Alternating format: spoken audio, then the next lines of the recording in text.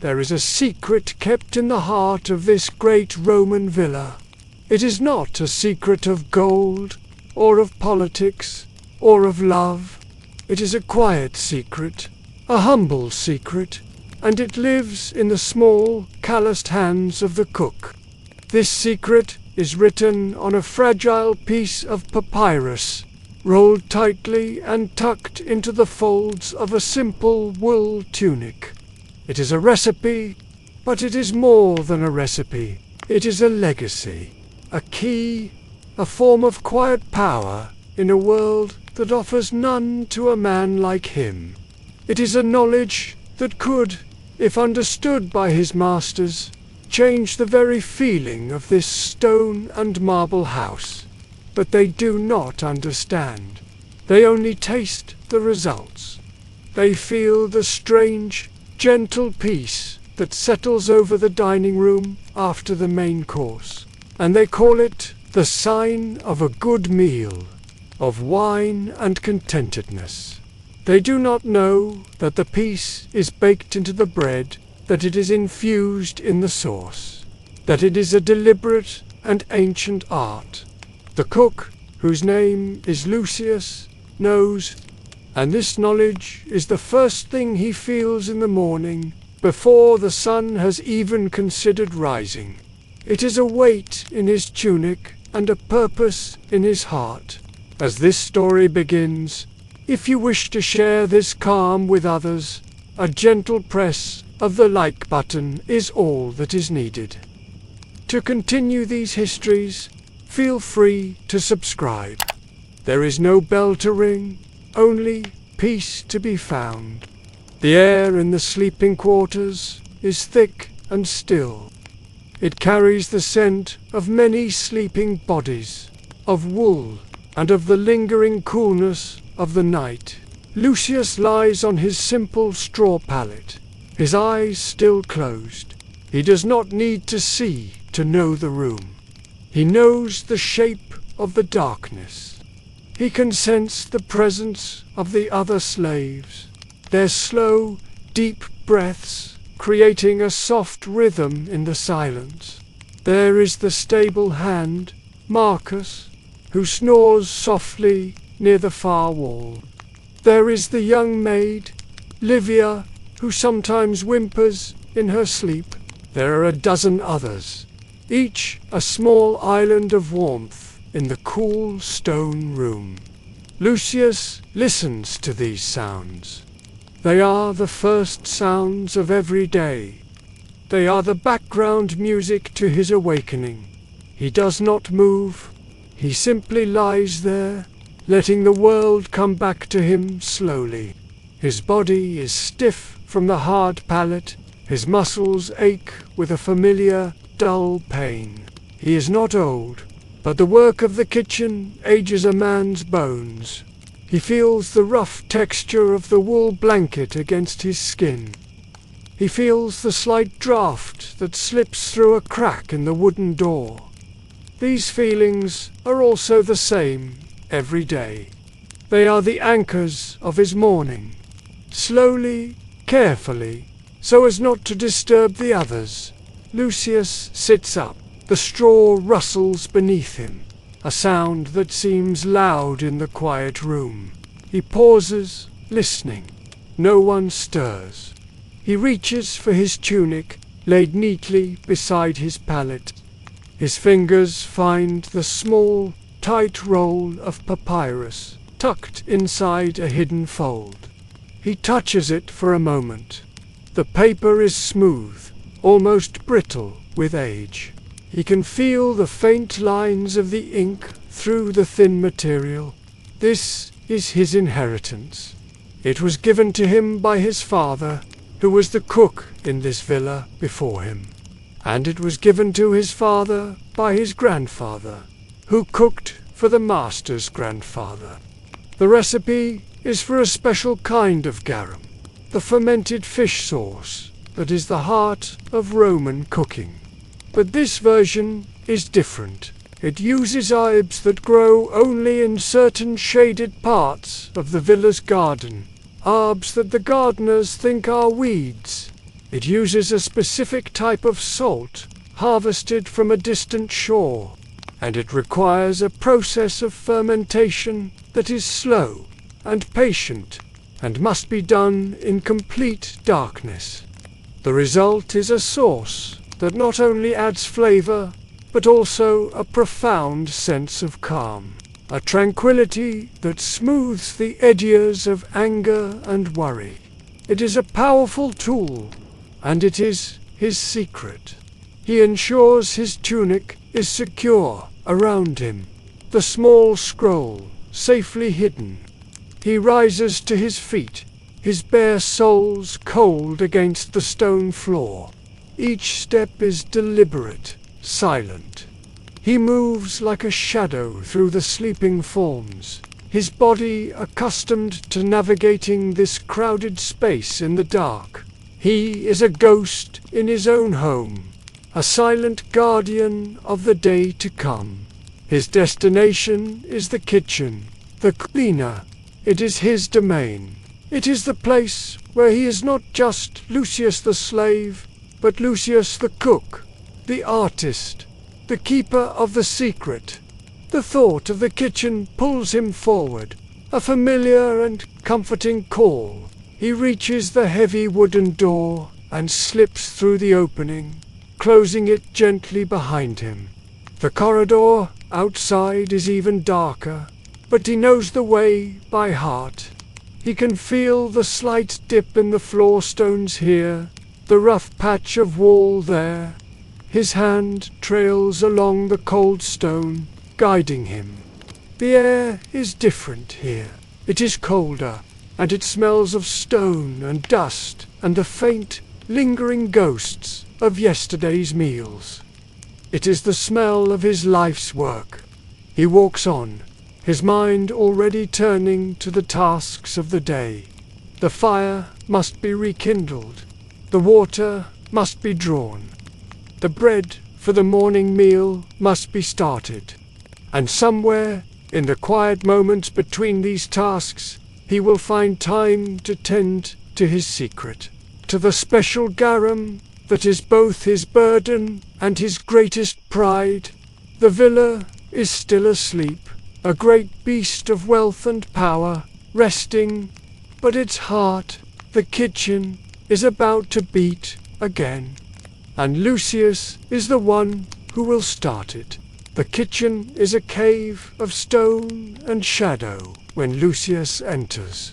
The air is cool and heavy with the smells of old smoke, of roasted meats from the night before, of spilled wine and scrubbed wood. A single high window, little more than a slit in the thick stone wall, shows a sky that is not yet black, but a deep, bruised purple. The first hint of dawn is hours away. This is his time. This is the quietest the kitchen will ever be. He moves to the center of the room, to the great brick hearth that is the heart of this space. It is a massive structure, big enough to roast a whole pig. Last night, its fires blazed, its heat filling the room. Now, it is a dark mouth, cold and silent, but deep within the pile of grey ash, Lucius knows there are still embers. There is always life left in the fire. He kneels on the stone floor, the cold seeping into his knees. He reaches for a small iron poker, its handle worn smooth from years of use. Gently, he begins to probe the ash. He is like a surgeon searching for a sign of life. He pushes aside the soft, powdery top layer. He works slowly, his movements patient and practiced. He does not rush. The fire cannot be rushed. It must be coaxed, persuaded to return. A small cloud of grey dust rises, catching in the still air. He finds it, a tiny, faint glow, like a single captured star buried in the ash. It is small, but it is enough. He feels a quiet satisfaction. The day can begin. He sets the poker aside and reaches for a basket of kindling. It is filled with small, dry twigs and wood shavings, collected yesterday by a young kitchen slave. He carefully selects a few of the thinnest, driest pieces. He lays them gently around the glowing ember, building a small, careful nest. He does not smother it. He gives it air, space to breathe. Then he lowers his head and blows. His breath is a soft, steady stream of air. It is not a hard puff, but a long, slow exhalation. The ember brightens. It turns from a dull red to a brighter orange. A tiny wisp of smoke, thin and blue, curls up from the kindling. He blows again, his cheeks puffed out. The orange glow spreads, touching the edges of the dry twigs.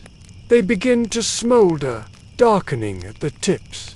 He continues to blow, a steady, rhythmic pulse of air. The smoke thickens, and then a small flame flickers into life. It is a tiny, dancing thing, fragile and weak, but it is fire. He watches it for a moment, making sure it is stable. It licks at the kindling, growing stronger, taller. The small flame becomes 2, then 3. They join together, a small but determined fire now burning in the heart of the ash. He adds more kindling, slightly larger pieces this time.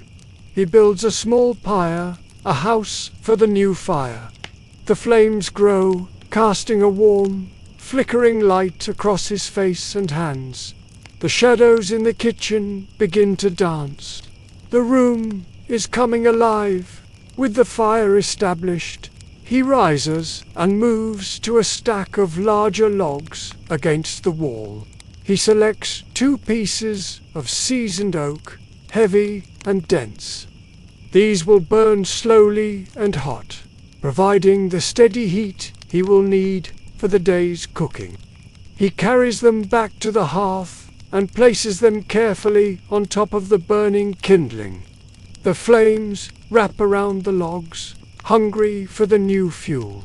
The fire crackles and pops, a cheerful, welcome sound in the silent kitchen. The warm light pushes back the darkness, revealing the details of his domain. He sees the rows of clay pots and pans, the amphorae of oil and wine lining the walls. He sees the heavy wooden tables, their surfaces scarred with the marks of countless knives. He sees the bronze hooks hanging from the ceiling, where herbs and smoked meats are stored. This is his world. Every object has its place, every tool its purpose. He knows the feel of every knife handle, the weight of every pot. The fire grows stronger now, its light filling the room. The warmth begins to spread, chasing away the chill of the night. Lucius stands before the hearth for a moment, feeling the heat on his face. The fire is his first creation of the day. It is the foundation upon which everything else will be built. Without it, there is no warm bread, no simmering stew, no roasted meat. Without it, the kitchen is just a cold stone room. Now he turns his attention to the water. He picks up 2 large wooden buckets, their handles worn smooth. He walks to the kitchen door, which opens onto a small courtyard. In the center of the courtyard is a well. The sky above is a shade lighter now, a deep indigo. He can see the faint outlines of the villa's other buildings against the dark sky. The air outside is crisp and cold. He works the mechanism of the well, the rope groaning in protest. He lowers 1 bucket into the darkness, hearing the distant splash as it hits the water. The work is hard on his back and arms, pulling the heavy, water-filled bucket up from the depths. He repeats the process with the second bucket. He carries them back into the kitchen, his arms straining. Water sloshes over the rims, leaving dark trails on the stone floor. He pours the water into a large bronze cauldron, which he hangs on a hook over the growing fire. The water will need to heat for washing, for cooking, for the many tasks of the day. As he works, his mind is calm. His movements are efficient, born of years of repetition. There is a meditation in this early morning work. The world is simple. There is fire, there is water. There is the promise of the day ahead. He is alone, but not lonely. The kitchen is his companion. The fire is his friend. He checks the fire one last time, adding another log. It is burning well now, a steady, confident roar. The light dances on the walls, making the familiar objects of the kitchen seem new and strange. He has created light and warmth in the darkness. He has brought the kitchen back to life.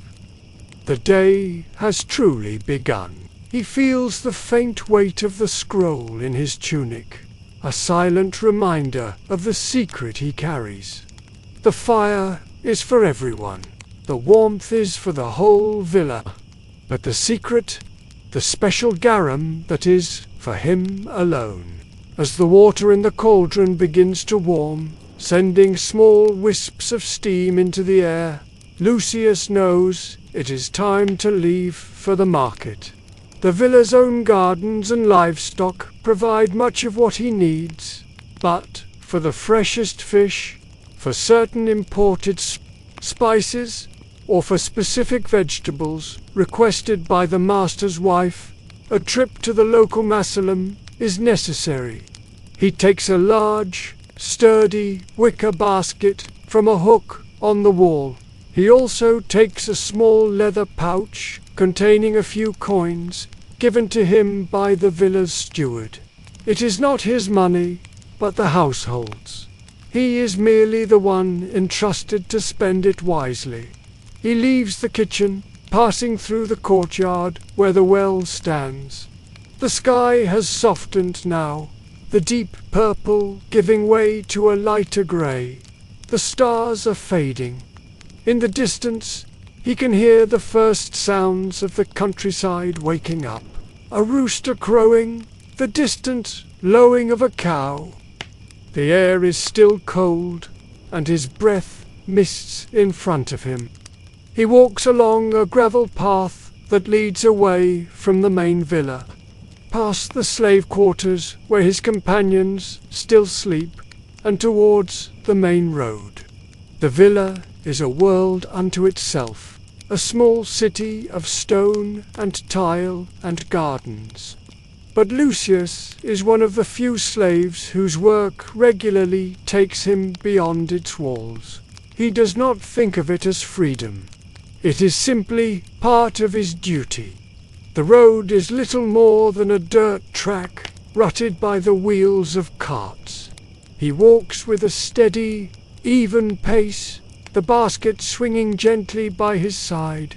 The walk to the market is a familiar one. He could do it with his eyes closed.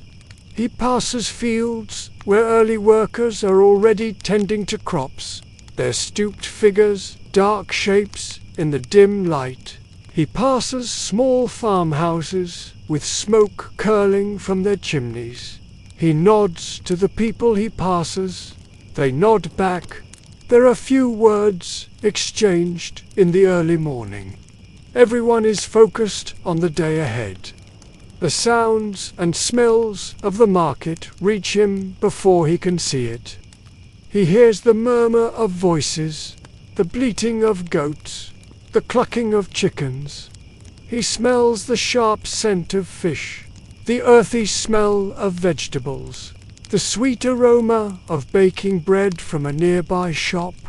The Masalum is a large open-air square, surrounded by small stalls and shops. Even at this early hour, it is a busy place. Merchants are setting up their displays, arranging their goods to be as appealing as possible. Buyers, mostly slaves and servants from the wealthy villas in the area, move from stall to stall, inspecting the produce. Lucius enters the square, and the gentle murmur becomes a low roar of human activity. He keeps his head down, his focus on his task. He is not here to socialize. He is here to provision the master's table. His first stop is the fishmonger. The stall is a long marble slab, slick with water and covered in a dazzling array of sea creatures. There are silver-scaled sea bass, plump red mullet, and dark, glossy mussels. The fishmonger, a stout man with a loud voice, is shouting about the freshness of his catch. Lucius ignores the shouting. He trusts his own eyes and nose. He leans over the slab, inspecting the fish. He looks for clear eyes, red gills, and firm flesh. These are the signs of freshness. He points to a large sea bass. The fishmonger scoops it up, weighs it on a bronze scale, and wraps it in damp leaves. Lucius pays him with a few coins from his pouch, and the wrapped fish goes into his basket. He needs smaller fish too, for the garum. Not the secret garum, but the everyday sauce used for general seasoning. He buys a bucket of small, silver fish. Their smell sharp and briny. Next, he moves to the vegetable stalls. Here, the colors are vibrant. There are pyramids of green leeks, mounds of purple figs, and piles of bright orange carrots. The air smells of damp earth and fresh leaves. He needs leeks for the stew he plans to make for the midday meal. He chooses them carefully, looking for firm, white bulbs and crisp, green tops. He buys a bunch of herbs, their leaves still wet with morning dew. He smells the sharp scent of parsley, the pungent aroma of rosemary. These will add depth to his cooking. The master's wife has requested fresh asparagus, a delicacy at this time of year. He finds a stall that has it. The thin green spears tied into neat bundles. It is expensive, but the steward gave him enough money. He adds the asparagus to his basket, laying it carefully on top so it will not be crushed. He walks through the market, his eyes scanning the stalls. He is always looking for something new, something interesting that might inspire a dish. He sees a merchant selling snails, a favorite for appetizers. He buys a small bag of them. He sees another selling exotic spices from the east. Their colors and smells are whirled away from this small town. He buys a small amount of pepper, its price as high as a precious metal. He handles the small packet carefully. A little of this goes a long, long way. He also needs more cheese. He goes to a stall where large wheels of cheese are stacked. The smell is strong and sharp. He buys a wedge of hard, salty sheep's cheese, good for grating over dishes. His basket is heavy now. He has what he needs. He turns to leave, his mind already back in the kitchen, planning how he will use these ingredients. The market is a place of abundance, a testament to the richness of the land and the sea. But for Lucius, it is simply a collection of raw materials. His job is to transform them. As he walks away from the bustling square, the sounds of the market fade behind him. He is once again on the quiet road, the rising sun now casting a pale, golden light over the fields. The walk back to the villa feels different. He is no longer empty-handed. He carries the potential for the day's meals in his basket. He walks with a sense of purpose. The weight of the basket is a good weight. It is the weight of his responsibility. He thinks about the fish, how he will scale it and clean it. He thinks about the vegetables, how he will chop them. He thinks about the spices, how a tiny pinch can change everything. He does not think about the people he will feed. He does not think about the master or his family. He thinks only of the food. The food is his world. The process of cooking is his life. He arrives back at the villa, the sun now fully risen. The great house is beginning to stir. He can hear the sounds of other servants starting their day. He walks through the courtyard, his steps quick and sure. He is eager to get back to his kitchen, back to the fire and the water and the familiar comfort of his work. The market was a necessary journey, but the kitchen is his home. He enters the warm, firelit room and sets his heavy basket down on the table. The first task of the day is complete. Now, the real work can begin. Inside the kitchen, the fire is now a bed of glowing red coals, providing a steady, even heat. The cauldron of water is steaming gently. Lucius takes a moment to unload his basket from the market. He places the wrapped sea bass on a cool stone slab. He puts the vegetables in a large clay bowl and covers them with a damp cloth to keep them fresh. He hangs the bunch of herbs from a hook on the ceiling, where they will dry slowly, their scent filling the air. With the new ingredients stored, he turns his attention to the pantry, the Keller Panaria.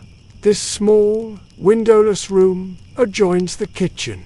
It is the storehouse, the library of flavors from which he will draw throughout the day. He takes a small oil lamp from a shelf, lights its wick from the hearth fire, and steps into the cool, dark space. The air in the pantry is dry and still. It smells of grain, of dried fruit, of olive oil and aged wine. It is a comforting, ancient smell.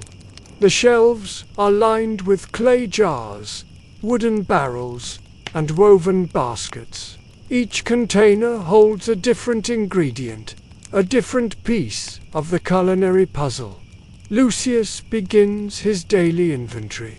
It is a ritual he performs every morning. It helps him plan the day's meals and tells him what needs to be replenished. He runs his hands over the rough surface of a large amphora. This one holds olive oil. He tilts it slightly, judging its weight. It is still more than half full. Good. The oil from this region is famous for its light, fruity flavor. He uses it for almost everything, from frying to dressing salads. He moves along the shelves, his lamp casting long, dancing shadows. He opens a large wooden chest. Inside, different types of flour are stored in separate linen sacks. He plunges his hand into a sack of fine wheat flour, feeling the soft, powdery texture. This will be for the master's bread, a light, refined loaf. He moves to another sack, this one containing a coarser barley flour. This will be for the bread for the slaves and servants, a heartier, darker loaf. He makes a mental note of the levels in each sack. They are both running low. He will need to tell the steward to order more from the mill. Next to the flour are the grains. There are sacks of spelt, which he will use to make a thick porridge for the morning meal. There are jars of lentils and chickpeas, staples for stews and side dishes. He checks each one, ensuring they are dry and free from insects. He runs a handful of lentils through his fingers. The small, smooth discs cool against his skin. He sees everything not as just food, but as potential. The lentils could become a simple, nourishing soup. The chickpeas could be mashed with oil and herbs to make a savory paste. His mind is always working, always combining flavors and textures. He continues his inspection. He checks the supply of honey, stored in a sealed clay jar. It is dark and thick, gathered from the villa's own beehives. He will use it to sweeten cakes and to glaze roasted meats. He inspects the dried fruits. There are strings of dark figs, baskets of dates, and jars of raisins. These will be used for desserts and to add a touch of sweetness to savory dishes. He tastes a single raisin. It is sweet and chewy, a small burst of concentrated sunshine. He then turns to the liquids. There are amphorae of wine, both red and white. The wine is not just for drinking. Lucius uses it extensively in his cooking, to deglaze pans, to tenderize meat, and to create rich, flavorful sauces. He also checks the supply of vinegar, its sharp smell cutting through the other aromas in the room. And of course, there is the gut. On a low shelf, there are several large, sealed jars of the standard fish sauce. This is the one he bought the fish for at the market. Making it is a long process of fermenting fish with salt for many weeks. The resulting liquid is pungent and salty, a flavor enhancer used in almost every Roman dish. He checks the seals on the jars, ensuring they are airtight. Then his eyes fall upon a smaller, unmarked jar, tucked away in the darkest corner of the pantry. This is where he keeps his secret, the special garum. He picks up the jar. It is cool to the touch. He does not open it. He never opens it here. He simply holds it, feeling its weight. Inside this humble clay vessel is the culmination of his family's knowledge. The scent of this garum is not as harsh as the regular kind. It is more complex, with herbal and floral notes, and its effect is subtle, almost magical. He places the jar back in its hiding place, making sure it is concealed behind the larger containers. No one else ever comes into the pantry. It is his space, but still he is careful. A secret is only a secret if it is kept. His inventory is almost complete. He moves to the spices. These are the most precious items in the pantry.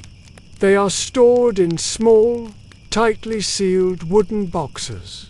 He opens one. The sharp, pungent aroma of black pepper fills his nostrils. He opens another, revealing the warm, sweet scent of cinnamon. There is cumin, coriander, and cloves. Each spice is a journey, a taste of a distant land. They are used sparingly, a testament to their value. A single peppercorn was worth a great deal. He handles them with respect. His survey finished, Lucius feels a sense of control. He knows exactly what he has to work with. His mind is now a map of ingredients, a web of possible combinations. He can see the day's meals laid out before him, not as finished dishes, but as a collection of elements waiting to be brought together. He can picture the morning porridge, the midday stew, and the grand dinner with its multiple courses. He has the fish from the market, the vegetables from the garden, the flour from the mill, and the spices from the east. He has everything he needs. He extinguishes the lamp, plunging the pantry back into darkness. He steps back into the kitchen, the familiar warmth and light, a welcome change from the cool stillness of the storeroom. He feels ready. The planning is done. The ingredients are accounted for. He looks at the hearth, at the glowing coals. He looks at the heavy wooden tables waiting to be used. The kitchen is ready. He is ready. It is time to cook. The first meal of the day, the yentaculum, is a simple affair. It is not a grand banquet, but a humble meal designed to break the fast of the night and provide energy for the morning's work. For the master and his family, it will be light. For the slaves and servants, it will be more substantial. Lucius must prepare for both. His first task is to make the porridge a thick, hearty dish made from spelt grain. He takes a large, heavy-bottomed pot and fills it with water from the cauldron that has been warming over the fire. He adds a generous amount of spelt, stirring it with a long wooden spoon. He adds a pinch of salt. He hangs the pot over the fire, positioning it so that it receives a steady, gentle heat. The porridge will need to cook slowly, to simmer for a long time, until the grains are soft and swollen. He will need to stir it often to prevent it from sticking to the bottom of the pot. This slow, repetitive task is one of the first rhythms of his day. The gentle scrape of the wooden spoon against the inside of the pot is a familiar sound. While the porridge simmers, he turns his attention to the bread. He takes the two types of flour from the pantry, the fine wheat and the coarse barley. He works on two separate sections of the large wooden table.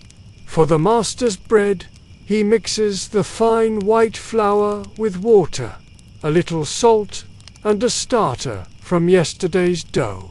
He kneads the dough with his strong hands, pushing and folding, turning and pressing. The motion is practiced, automatic. He feels the dough change under his hands, becoming smooth and elastic. The creation of bread is a kind of magic, turning simple flour and water into something warm and life-giving. When the dough is ready, he shapes it into several small, round loaves. He places them on a floured wooden board to rise in the warmth of the kitchen. Next, he prepares the dough for the servant's bread. He uses the barley flour, which gives the bread a darker color and a denser texture. The process is the same, kneading and shaping, but the resulting dough is heavier, more rustic. This bread is designed to fill the belly and sustain a worker through a long morning of physical labor. He shapes this dough into larger, flatter loaves and sets them aside to rise as well. The porridge on the fire needs stirring. He walks over to the hearth and takes the long spoon. He stirs the pot slowly, scraping the bottom. The spelt grains are beginning to soften, the water thickening into a creamy broth. The air is filled with the warm, nutty smell of the cooking grain. It is a simple, honest smell. It is the smell of sustenance. With the porridge and bread underway, he prepares the other items for the morning meal. For the master's family, he arranges a platter of soft cheese, a bowl of dark olives, and a small dish of honey. Sometimes they might have an egg, but today the mistress requested a simple meal. He cuts a few figs from the bunch he bought at the market and adds them to the platter. The colors are pleasing to the eye, the white of the cheese, the black of the olives, the deep purple of the figs. He believes that food should be beautiful as well as tasty. He takes one of the loaves he prepared yesterday and cuts it into thin slices. This will be served with the cheese and honey. For the slaves, the meal is simpler. The hot porridge will be the main dish. He will serve it in wooden bowls, along with a piece of the coarse barley bread he is about to bake. It is a meal designed for function, not for pleasure. But Lucius still takes care in its preparation. He ensures the porridge is well cooked and seasoned correctly. He wants his fellow servants to have a good start to their day. Their work is hard, and a warm meal in the morning is a small but important comfort. The time has come to bake the bread. The dough has risen, puffing up into soft mounds. The hearth has a small oven-like chamber built into its side. The bricks of this chamber are intensely hot from the main fire. Lucius uses a long, flat wooden paddle to place the loaves inside. First, the master's small, white loaves, then the servant's larger, dark ones. He closes the heavy iron door of the oven. The bread will bake quickly in the intense heat. He must watch it carefully to ensure it does not burn. He can smell the wonderful aroma of baking bread almost immediately. It is one of the best smells in the world, a scent of home and comfort. It fills the entire kitchen, mingling with the smell of the porridge and the wood smoke from the fire. A young serving girl, barely a teenager, enters the kitchen. She is here to collect the master's breakfast. She does not speak to Lucius. She simply stands by the table, waiting. Lucius puts the finishing touches on the platter. He drizzles a little olive oil over the cheese. He arranges the fig slices in a fan shape.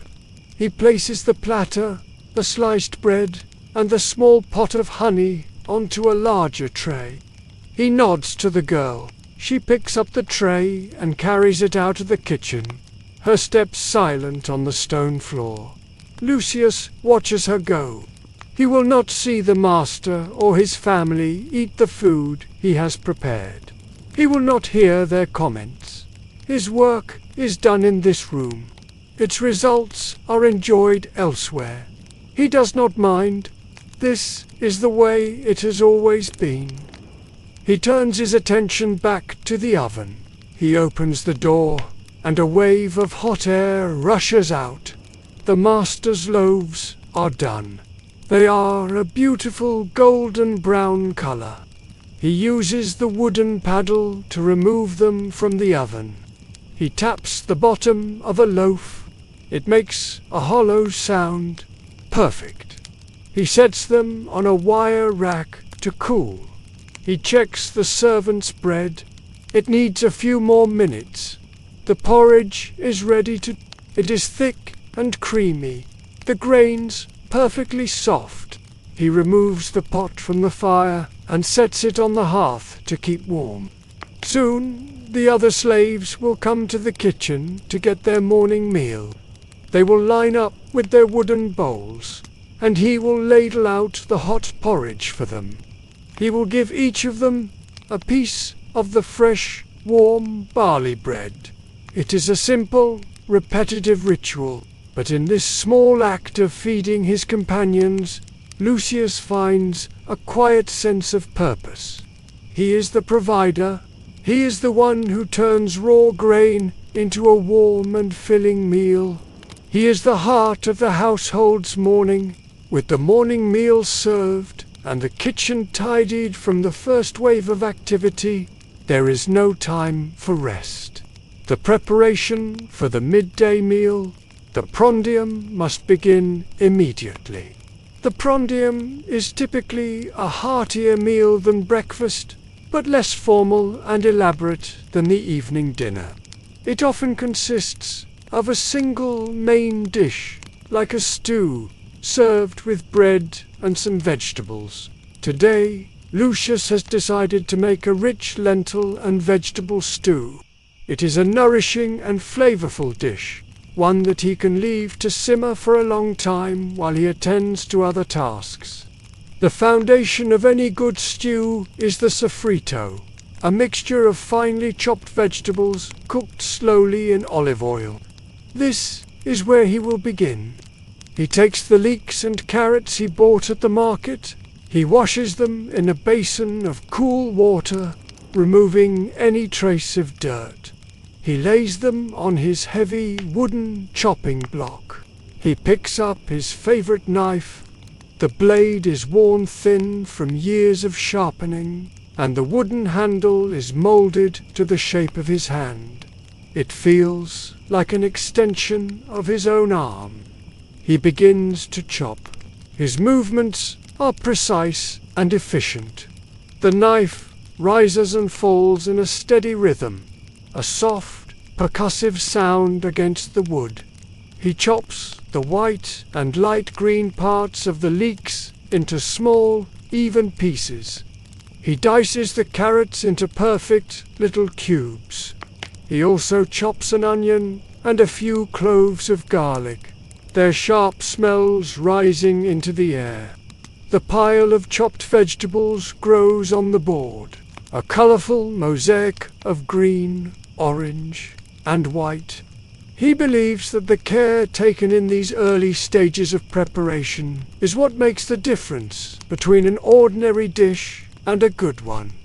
Every piece should be the same size, so they cook evenly.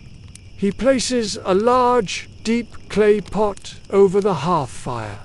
He pours a generous amount of olive oil into the pot.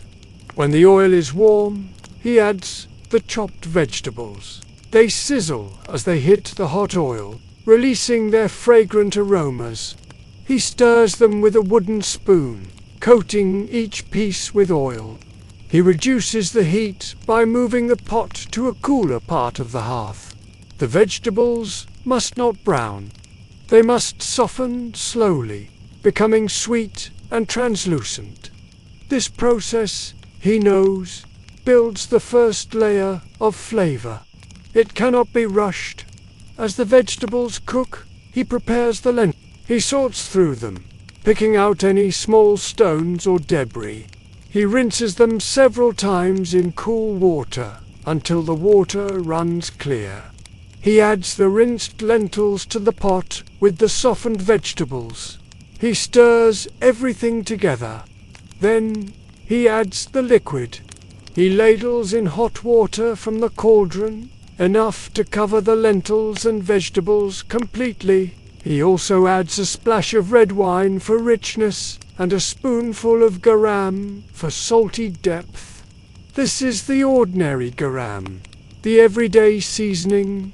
He adds a few sprigs of the fresh herbs he bought at the market, tying them together with a piece of string so he can easily remove them later. He brings the stew to a boil, then reduces the heat again so that it is just barely simmering. A few bubbles should break the surface every few seconds. This slow, gentle cooking is the key to a good stew. It allows the flavors to meld together, for the lentils to become tender without turning to mush. The stew will now cook for a few hours. It requires little attention other than an occasional stir. This gives Lucius time to work on other things. The main course for the evening meal, the cena, will be the roasted sea bass he bought at the market. It needs to be prepared. He takes the fish from the cool stone slab where it has been resting. It is a beautiful fish, its scales shimmering like silver coins. He takes it to a separate table used for preparing meat and fish. First, he must scale it. He uses a small, blunt knife, scraping from tail to head. The scales fly off in a silvery shower. It is messy work, but necessary. He rinses the fish, washing away all the loose scales. Next, he must clean it. He makes a long, clean cut along the belly of the fish. He reaches inside and removes the internal organs. He works quickly and cleanly, his years of experience evident in his shore movements. He rinses the inside of the fish thoroughly. The sea bass is now ready to be seasoned. He rubs the inside and outside of the fish with salt and a little pepper. He stuffs the cavity with a handful of fresh herbs and a few thin slices of lemon from the villa's own small citrus tree. The bright, fresh smell of the lemon and herbs will perfume the fish as it cooks. He will not cook it until later in the day, but the preparation is done. He wraps the seasoned fish in a clean, damp cloth and places it back on the cool stone slab. He still has the small fish he bought for making more of the standard garum. He takes the bucket of small, silvery fish and pours them into a large, shallow wooden basin. He adds a large quantity of coarse salt, mixing it all together with his hands. He will leave this mixture in the sun for a day, then pack it into a clay jar to ferment for many weeks. It is a long process, but a necessary one to keep the pantry stocked. He is always thinking ahead, ensuring that the kitchen never runs out of its essential ingredients. The kitchen is warm and filled with the delicious, savory smell of the simmering stew. The fire crackles softly in the hearth. The gentle bubbling of the pot is a soothing, constant sound. Lucius moves about the room with a calm, unhurried grace. He wipes down the tables, sweeps the floor, washes the pots and knives he has used. A clean kitchen, he believes, is a sign of a clear mind. He works in a state of focused concentration. His mind is not wandering. It is here, in this room, with these ingredients, with these tasks. The world outside the kitchen, the world of the master and his politics, of the other slaves and their troubles, does not exist for him right now. There is only the stew, the fish, the fire, and the steady, quiet rhythm of his work. He goes to the pot and gives the stew a stir. The lentils are softening. The liquid is thickening. He tastes it, taking a small amount on his spoon and blowing on it to cool it. It is good. The flavors are coming together nicely. It needs a little more salt. He adds another small spoonful of garum. He is like a painter, adding a touch of color here, a bit of shading there, until the picture is complete. The prandium will be a simple meal, but it will be a good one. It will be a meal made with care and attention. And for Lucius, that is all that matters. As the lentil stew simmers gently on the hearth, filling the kitchen with its warm, earthy aroma, Lucius finds himself in a period of watchful waiting. The main preparations for the midday meal are complete, and the more intensive work for the evening dinner is still a few hours away. In these moments of quiet, the sounds of the villa, which are normally just a distant background murmur, become more distinct. The kitchen, with its thick stone walls, is like the center of a web, and Lucius can feel the vibrations of the household's life traveling along the threads. He hears the rhythmic thud of a loom from the room where the female slaves weave cloth. It is a steady, hypnotic sound, a sound of patient, repetitive labor, much like his own. He can picture the women, their hands flying as they pass the shuttle back and forth, their eyes focused on the intricate patterns they are creating. He hears the distant clang of a hammer on metal from the blacksmith's forge at the edge of the villa grounds. The smith is likely mending a tool or shoeing a horse. It is a sharp, punctuating sound, a sound of strength and fire. It reminds him of his own work with the hearth, taming the flames to do his bidding. From the courtyard just outside the kitchen door, he hears the sound of voices. Two of the maids are washing linens in a large stone basin, their chatter and laughter echoing in the enclosed space. He cannot make out their words, but the tone is light and cheerful. Theirs is a world of gossip and small dramas, a world very different from his solitary domain. He hears the splashing of water and the vigorous scrubbing of cloth against stone. A new sound joins the others, the sharp, clear voice of the steward, calling out instructions to a group of garden slaves. The steward is a man of great importance in the household hierarchy, the master's right hand. His voice is accustomed to being obeyed. Lucius listens to the cadence of his speech, the way he emphasizes certain words. He is a man who deals in lists and logistics, in ordering supplies and managing workers. Lucius has his own quiet interactions with the steward, requesting flour or oil, but he prefers to keep them brief. The steward's world is one of numbers and accounts, while Lucius's world is one of flavors and textures. From the direction of the main house, he hears a different set of sounds. He hears the faint, high-pitched laughter of the master's children as they play in the peristyle garden.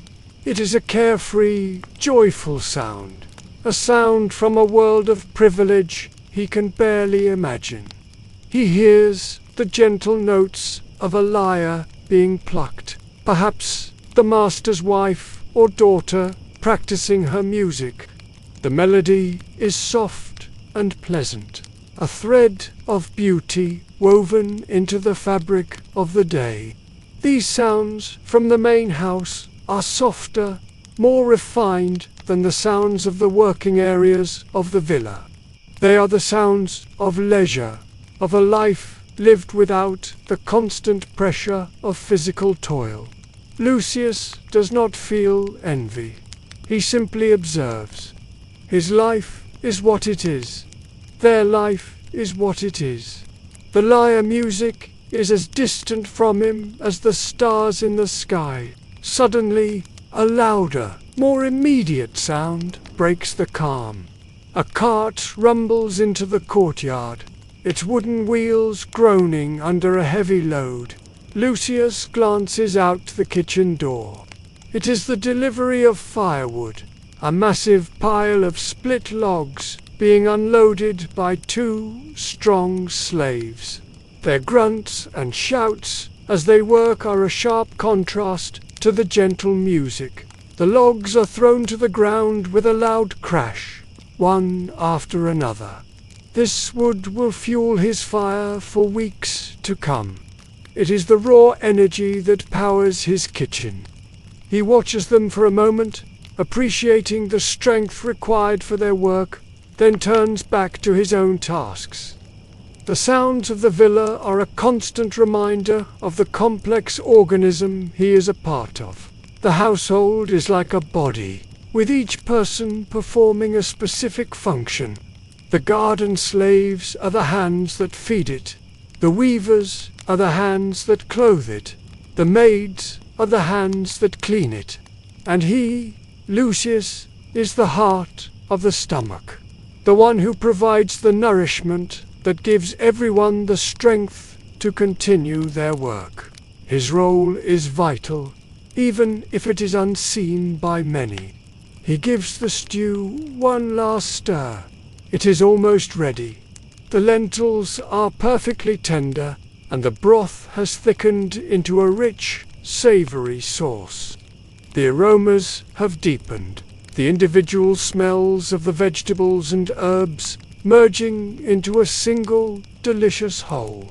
The sounds from outside seem to fade as he focuses once more on the food. A young slave boy, no more than 10 years old, enters the kitchen. His name is an unimportant detail, as they change often. He is a new arrival, tasked with the simplest jobs. He has come to fetch the prondium for the other slaves working in the fields. Lucius greets him with a quiet nod. He ladles the hot, thick stew into a large covered pot. He gives the boy a stack of the dark barley loaves he baked this morning. The boy struggles a little with the weight of it all, but he manages. He gives Lucius a quick, grateful look before heading out. Lucius watches him go, a small figure carrying a heavy burden. Soon, the serving girl will return to collect the prondium for the master's family. He will serve their portion of the stew in a finer, decorated ceramic bowl. He will garnish it with some fresh parsley. He will also send the tender asparagus he bought at the market, lightly steamed and drizzled with olive oil. The basic dish is the same, but the presentation and accompaniments are different. This is the nature of his work, catering to the different levels of the household. The sounds of the villa continue their daily symphony. The loom still thuds, the blacksmith still hammers, the children still laugh. Lucius stands in his kitchen, an island of focused calm in the middle of it all. He listens, but he is not distracted. The sounds are a clock, marking the passage of time, reminding him of the rhythm of the day. The midday meal is ready. Soon it will be time to clean up, to rest for a short while, and then to begin the great work of the evening meal. The sounds will change as the day progresses, but he will remain here at the center of it all, tending his fire and transforming the simple gifts of the earth into something more. The midday meal has been served, and a temporary quiet descends upon the kitchen. The flurry of activity is over for now.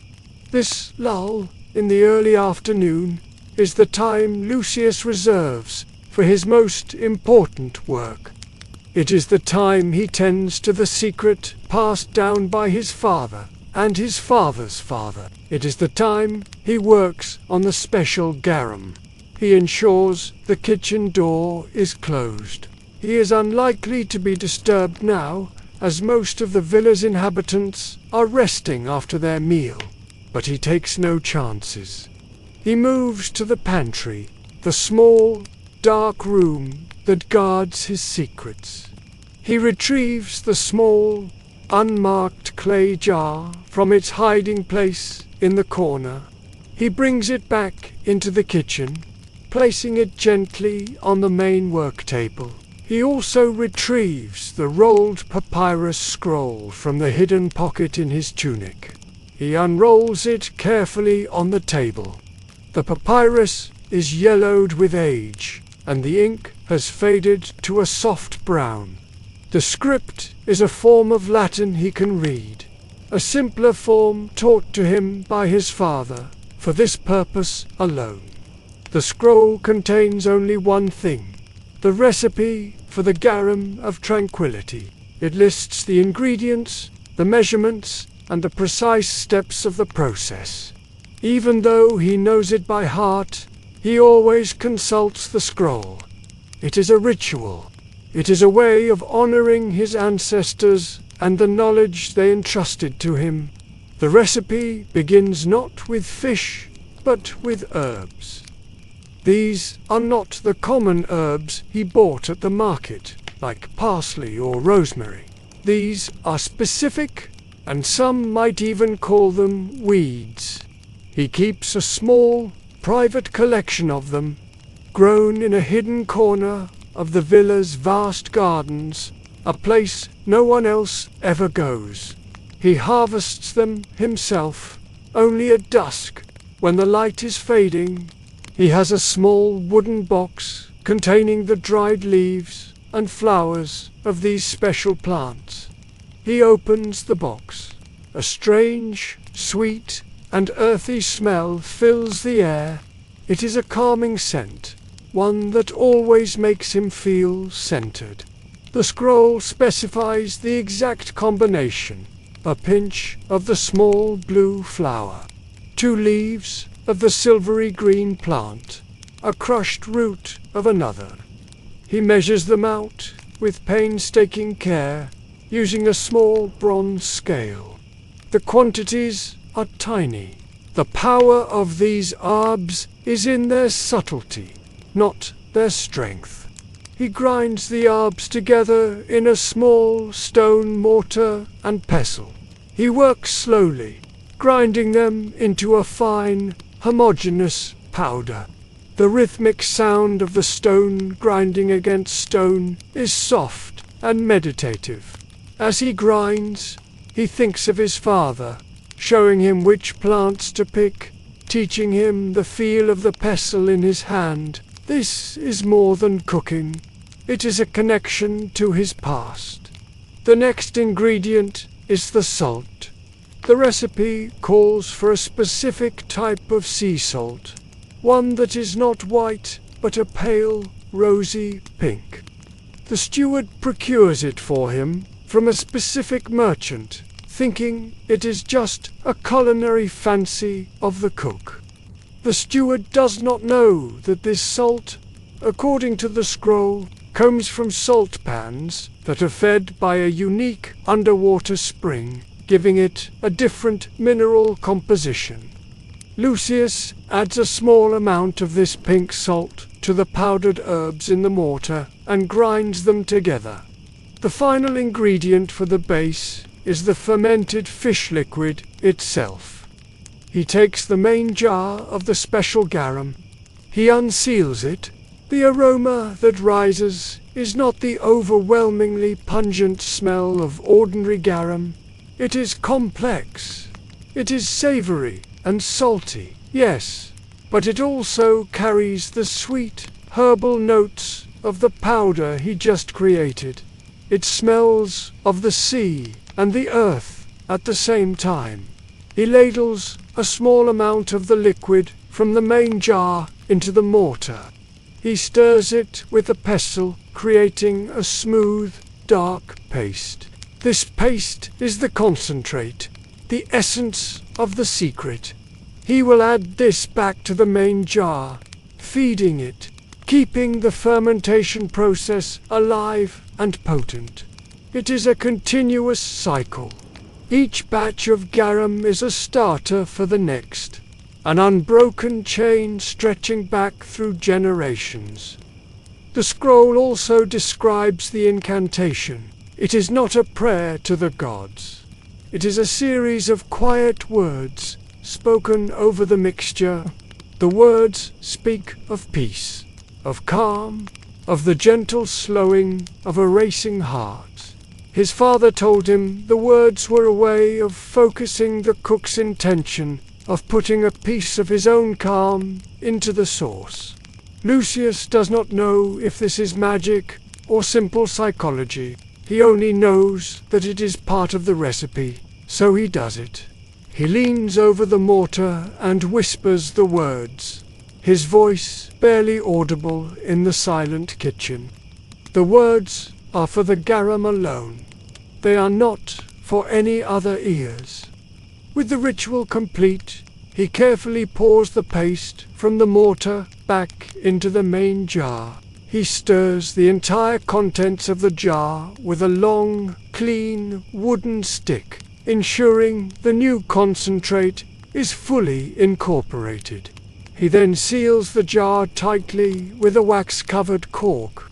The Gara must now rest in darkness, continuing its slow, silent transformation.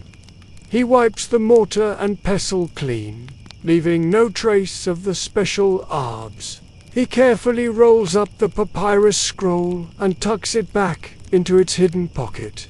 He returns the jar to its secret place in the pantry behind the larger amphorae of oil and wine. His work is done. No one would ever know what he has just done. If someone were to walk into the kitchen now, they would see nothing out of the ordinary. They would see a clean table, a dying fire, a cook resting for a moment. They would not see the ancient ritual that had just taken place. They would not understand the quiet power that was fermenting in a simple clay jar in the corner of a dark room. Lucius feels a sense of profound satisfaction. He has fulfilled his duty. He has honored his ancestors. He has kept the secret safe. He sits on a low stool by the hearth, the warmth of the embers on his face. He feels the weight of the scroll against his chest.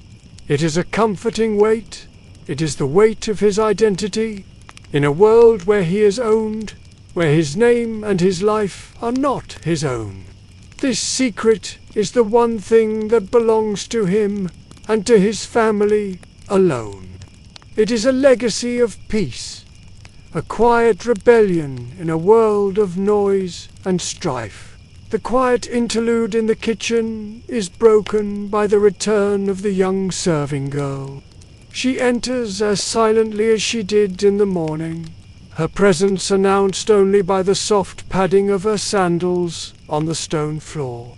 She has come to collect the midday meal for the master, his wife, and their eldest son, who is home from his studies. Lucius has already prepared their tray. The main dish, the lentil stew, is in a fine, glazed ceramic bowl. The deep brown of the stew is flecked with the green of the fresh parsley he sprinkled on top.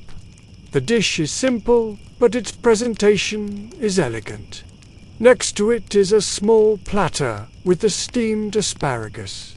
The vibrant green spears are arranged in a neat row, glistening with a light coating of the villa's best olive oil and a sprinkling of pink salt. A plate of freshly sliced white bread, still slightly warm from the morning's baking, completes the meal. Lucius knows that the family will also have wine, but that is handled by the cupbearer, not by him. His responsibility ends at the kitchen door. He gives the serving girl a nod, and she carefully lifts the heavy tray. She moves with a practiced balance, her small frame steady under the weight. She disappears through the door on her way to the triclinium, the formal dining room. Lucius listens until her footsteps fade. He imagines the scene in the triclinium. The master and his family would be reclining on their couches, arranged in the traditional U-shape around a central table. The room would be decorated with colorful frescoes on the walls and intricate mosaics on the floor. Sunlight would be streaming in from the adjoining garden, illuminating the dust motes dancing in the air. The serving girl would place the dishes on the table, her movements quiet and unobtrusive. The family would serve themselves, taking small portions of the stew and asparagus.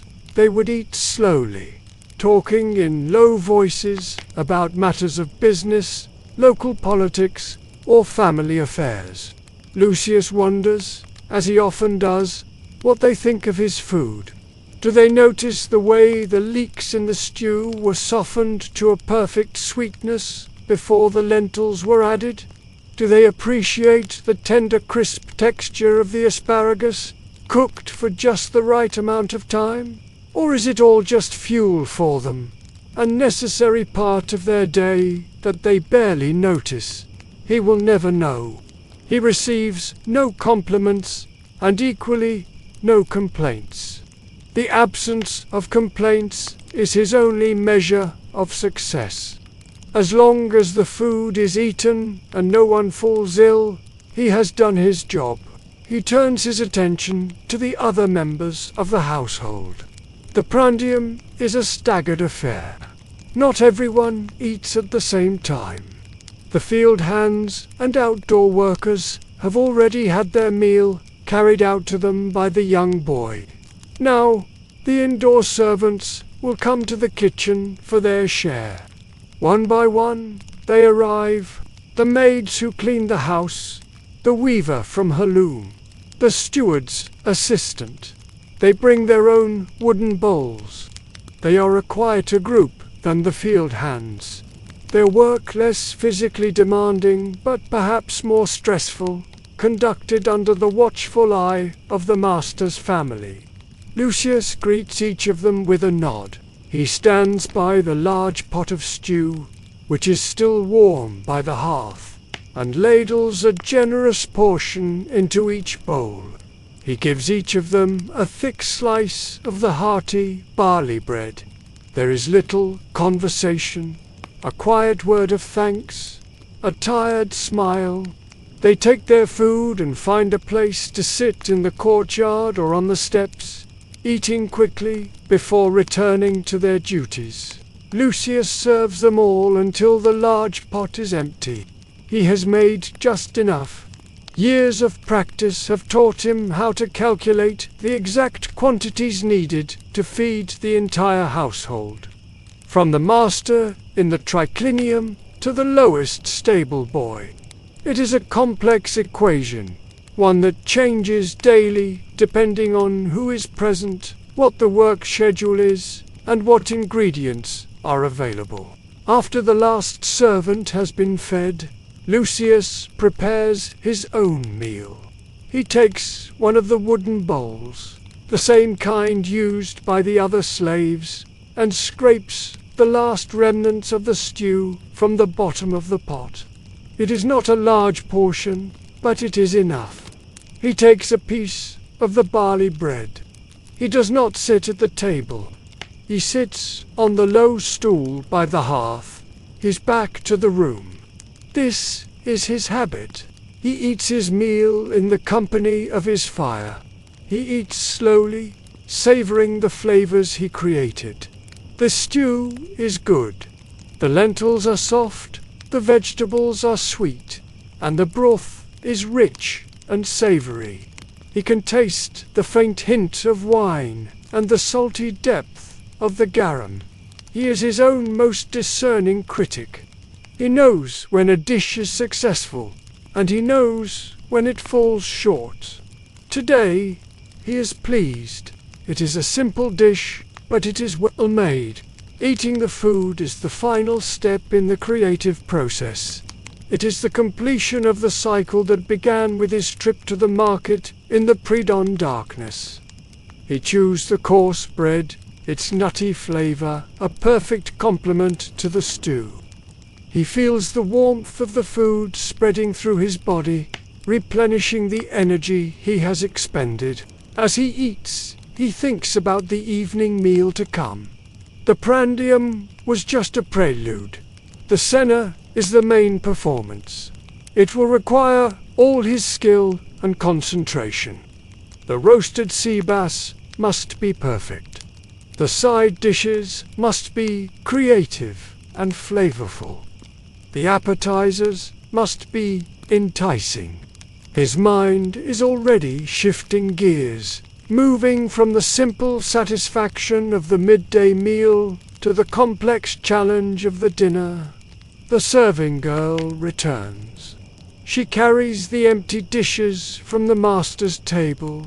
Lucius looks at the bowls. They are empty. The asparagus is all gone. The bread has been eaten. This is his feedback. This is his compliment. An empty plate is the highest praise a cook can receive. He takes the dishes from the girl and places them in the basin of water to be washed. The cycle of the prondium is now complete. The household has been fed. The energy has been provided. The great machine of the villa can continue to run. And Lucius, after this brief moment of rest and sustenance, must prepare to do it all over again, but on a much grander scale. The quiet of the early afternoon is coming to an end. Soon, the kitchen will be alive again with the sounds and smells of creation. After the last bowl from the midday meal is washed and put away, a genuine quiet settles over the kitchen. This period, between the end of prandium and the beginning of the intense preparations for Setna, is the closest Lucius gets to a moment of rest. The fire in the hearth has been banked, its roaring flames reduced to a gentle, breathing bed of red-orange coals. The heat in the room subsides to a comfortable warmth. The sunlight, now high in the sky, streams through the narrow kitchen window, illuminating a single, bright patch on the opposite stone wall. Dust motes drift lazily in the beam of light. This is a time for maintenance, for the small, quiet tasks that keep his domain in working order. Lucius takes his collection of knives from their wooden block. He runs his thumb carefully over the edge of his favorite chopping knife. It is still sharp, but it could be sharper. A sharp knife is a safe knife, his father always said. A dull knife requires too much pressure and can slip easily. He takes a long, flat, sharpening stone and a small bowl of water.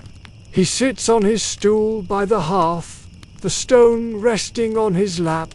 He dips the blade of the knife in the water and then begins to draw it across the stone. He maintains a constant, shallow angle, pulling the blade towards him in a long, smooth stroke. The sound is a soft, rhythmic shushing, a whisper of steel on stone. He turns the knife over and repeats the motion on the other side. Over and over, he repeats the process, his hands moving with a steady, practiced grace. This is a meditative task. It requires focus and patience. His mind grows quiet, all his attention on the feel of the blade against the stone. He is not thinking about recipes or ingredients. He is thinking only of the edge, of making it perfect, of aligning all the tiny invisible teeth of the metal into a single, flawless line. He sharpens each of his knives in turn, from the large cleaver used for butchering meat to the small paring knife used for delicate work.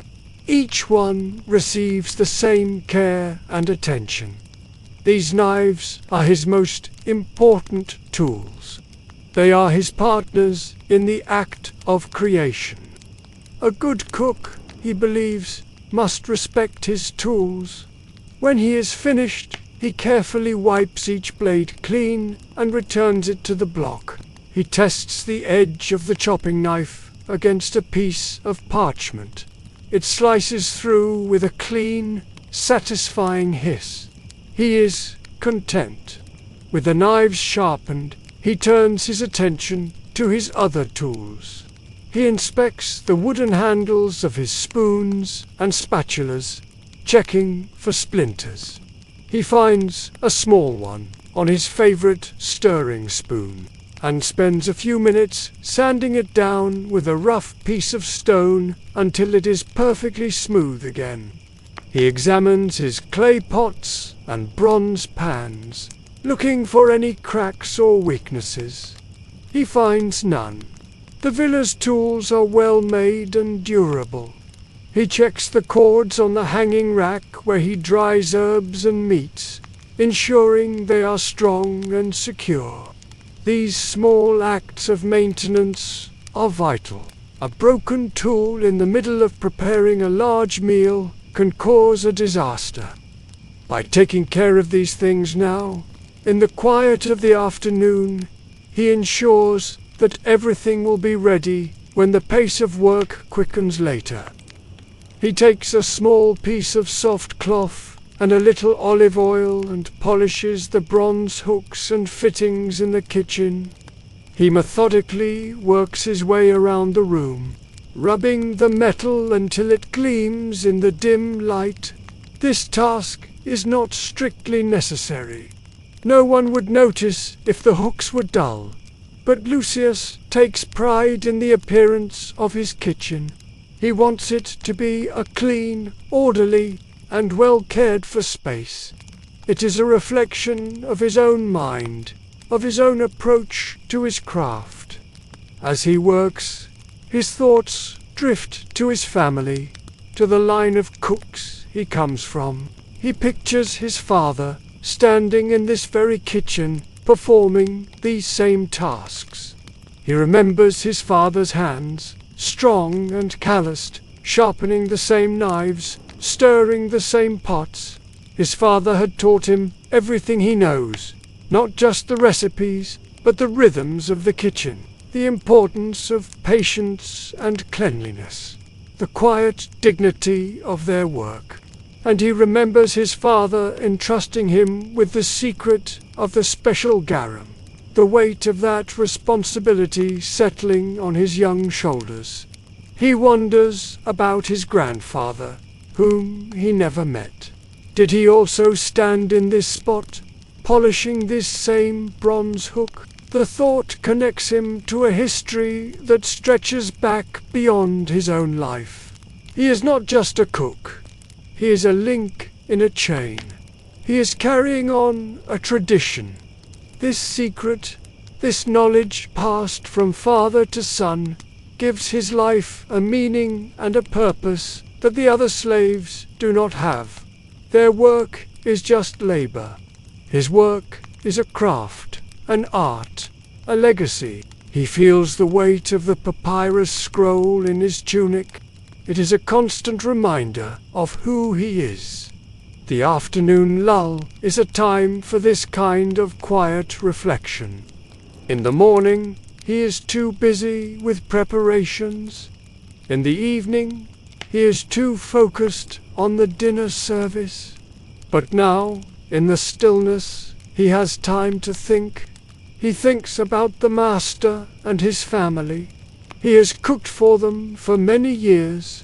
He knows their tastes. He knows the master prefers roasted meats to stews. He knows the mistress has a fondness for sweet figs and honey cakes. He knows their son dislikes shellfish. He holds this knowledge in his head, a complex map of preferences and aversions that he must navigate every day. He feels no personal connection to them. They are the reality around which his work revolves, like the sun around which the earth turns.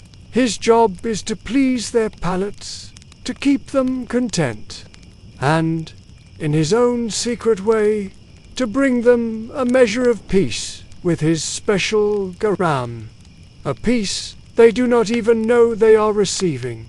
The sounds of the villa are muted now. It is the time of the siesta, the afternoon rest. The thudding of the loom has stopped. The blacksmith's hammer is silent. Even the children are quiet, likely napping in the heat of the day. The only sounds are the soft crackle of the coals in the hearth and the gentle whisper of his own movements. The kitchen is his sanctuary, a place of peace in a world of rigid hierarchy and constant work. He finishes his polishing. The room is in perfect order. His tools are ready. His mind is clear. The lull is coming to an end. The sun is beginning its slow descent in the sky.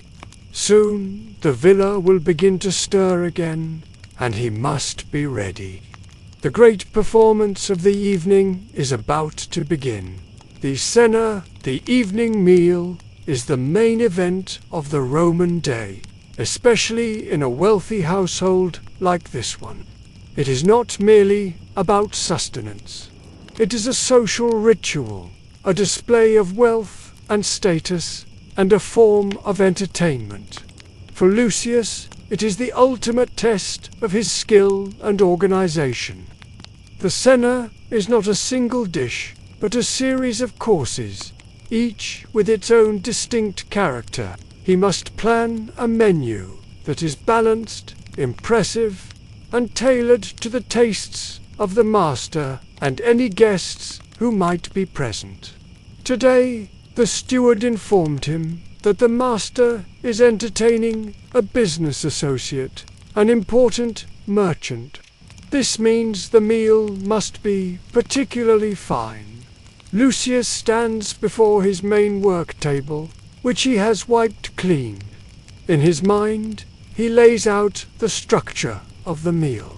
It will have 3 main parts: the gustaccio, or appetizers, the primae mensae, or main courses, and the secundae mensae, or dessert. He begins by planning the gustaccio. This course is meant to stimulate the appetite. It should be a collection of small, savory bites. He decides on 3 items. First, eggs. He will hard-boil them, peel them, and serve them halved, with a sprinkle of pepper and a drizzle of his everyday garam. It is a simple classic. Second, the snails he bought at the market. He will gently simmer them in a mixture of wine and herbs until they are tender, then serve them warm. Finally, a small salad of crisp lettuce and herbs from the garden, dressed simply with olive oil and a touch of vinegar. This combination of dishes offers a variety of textures and flavors, from the creamy richness of the egg yolk to the chewy texture of the snails and the fresh crunch of the salad. It is a promising start. Next, he considers the heart of the meal, the primae mensae. This is where the main display of culinary skill occurs. There will be several dishes served at once, a feast for the eyes as well as the stomach. The centerpiece, he has already decided, will be the roasted sea bass. It is a large, impressive fish, and roasting it whole will make a grand presentation. He will serve it on a large platter, garnished with lemons and parsley. This will be the star of the show. But a single star is not enough. It needs a supporting cast. He needs a meat dish. He decides to prepare small sausages, which he makes himself from ground pork, pine nuts, and spiders. He will pan-fry them until they are browned and sizzling. He also needs a vegetable dish that is more substantial than the simple asparagus he served at midday. He thinks about the ingredients he has. He will make a gratin of layered leeks and cheese. He will slice the leeks thinly, parboil them, then layer them in a shallow dish with grated sheep's cheese and breadcrumbs, and bake it in the side oven until it is golden and bubbling. The richness of the cheese dish will be a good contrast to the lightness of the fish. He also needs a simple pulse dish. He will prepare a puree of chickpeas, similar to what he might make for the prondi, but he will enrich it with more olive oil and a swirl of chopped coriander on top. So, the main course will consist of 4 distinct dishes served together: the roasted fish, the fried sausages, the baked leek and cheese gratin, and the chickpea puree. This offers a good balance of flavors, cooking methods, and food groups. It is a menu that speaks of abundance and care. Finally, he plans the secundae mensae, the dessert course. Roman desserts are not typically heavy or overly sweet like modern cakes. They usually consist of fruit, nuts, and perhaps some small honey-sweetened pastries. He will create a large platter of fresh and dried fruits. He will include the beautiful purple figs from the market, bunches of grapes from the villa's own vines, and some sweet dates he has in the pantry. Alongside the fruit, he will serve a bowl of mixed nuts, including walnuts and almonds. And for a special touch, he will make small honey cakes. These are simple to prepare: a batter of flour, eggs, and a little wine, sweetened with a generous amount of honey. He will fry them in oil until they are puffed and golden, then drizzle them with more honey before serving. The combination of the fresh fruit, the crunchy nuts, and the warm, sweet cakes will be a perfect end to the meal. The entire menu is now clear in his mind. He has a plan. He visualizes the dishes, the colors, the textures. He thinks about the timing. This is the most critical part of executing a multi-course meal. Some dishes can be prepared in advance. Others must be cooked at the last possible moment. The honey cakes must be served warm. The fish must be roasted so that it is perfectly cooked just as the master is ready for the main course. The leek gratin can be assembled ahead of time and baked while the appetizers are being eaten. He begins to make a mental list of the order of operations. First, he will prepare the dessert components that can be made ahead, like washing the fruit and mixing the batter for the honey cakes. Then he will assemble the leek gratin. He will prepare the snails and the eggs for the gazpacho. The last things to be cooked will be the fish, the sausages, and the honey cakes. It is a complex dance, a culinary ballet that he will conduct from his position in front of the hearth. And woven into this plan is his secret: the roasted sea bass. He will use the special garum on the fish. Not a lot, just a small amount, brushed on with the olive oil before it goes into the oven. The heat of the cooking will change its properties slightly, releasing the subtle, calming aroma. The flavor it imparts will be complex and delicious, a savory depth that no one will be able to quite identify. And the effect, the gentle wave of tranquility that will settle over the diners, will be attributed to the good food, the fine wine, the pleasant company. They will never know the real source. This is his art. He is not just feeding their bodies, he is subtly influencing their mood, their experience. He is a composer, and his ingredients are the notes in a symphony of flavor and feeling. With the plan firmly in his mind, he feels a surge of energy. The lull is over. It is time to begin. The great work of the cena awaits. The transition from planning to execution is seamless. Lucius moves with a renewed sense of purpose, the calm deliberation of the afternoon giving way to the focused energy of the evening's work. The kitchen, which had been quiet and still, begins to hum with activity. The first step is to bring the fire back to life. Lucius adds several large logs of dry oak to the glowing bed of coals.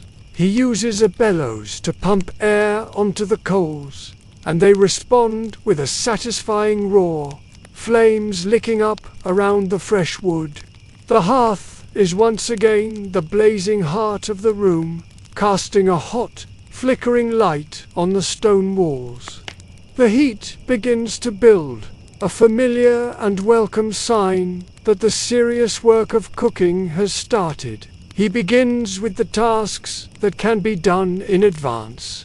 He starts with the dessert platter. He carefully washes the grapes and figs, arranging them on a large, decorative ceramic platter.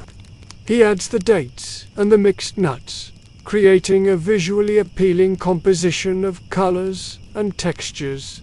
This platter can now be set aside, covered with a cloth, ready to be served at the end of the meal.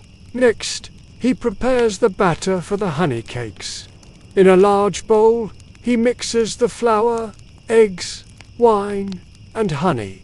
He whisks it until it is a smooth, thick batter. This too can be set aside, waiting for its final moment in the hot oil.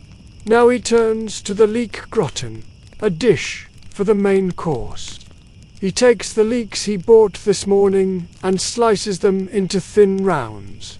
He boils a pot of salted water and blanches the leeks for just a minute to soften them slightly. He drains them and then begins to assemble the dish. In a shallow earthenware baking dish, he layers the leek rounds with handfuls of grated sheep's cheese and a scattering of breadcrumbs. He repeats the layers until the dish is full. He finishes with a final layer of cheese and breadcrumbs and a drizzle of olive oil. The gratin is now ready for the oven. It will wait on a side table until the time is right. The kitchen is beginning to fill with a complex tapestry of smells. The sweet scent of the honey cake batter, the sharp aroma of the cheese, the earthy smell of the leeks. Lucius works methodically, cleaning his tools and his workspace as he goes. An organized cook is an efficient cook. He cannot afford to be searching for a knife or a bowl when the timing is critical. Everything has its place, and everything is returned to its place after use. He moves on to the appetizers, the gestosio. He puts the eggs on to boil. He prepares the simple salad dressing of oil and vinegar.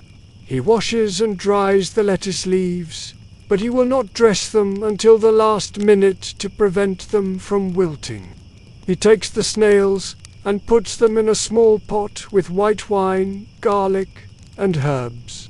He sets this on a cooler part of the hearth to simmer gently. They need a long, slow cooking to become tender. The sun is setting now. The beam of light that had been moving across the wall is gone. The kitchen is lit only by the dancing flames of the hearth fire and a few small oil lamps that Lucius has lit. The room is a bubble of warmth and light against the growing darkness outside. This is his favorite time of day.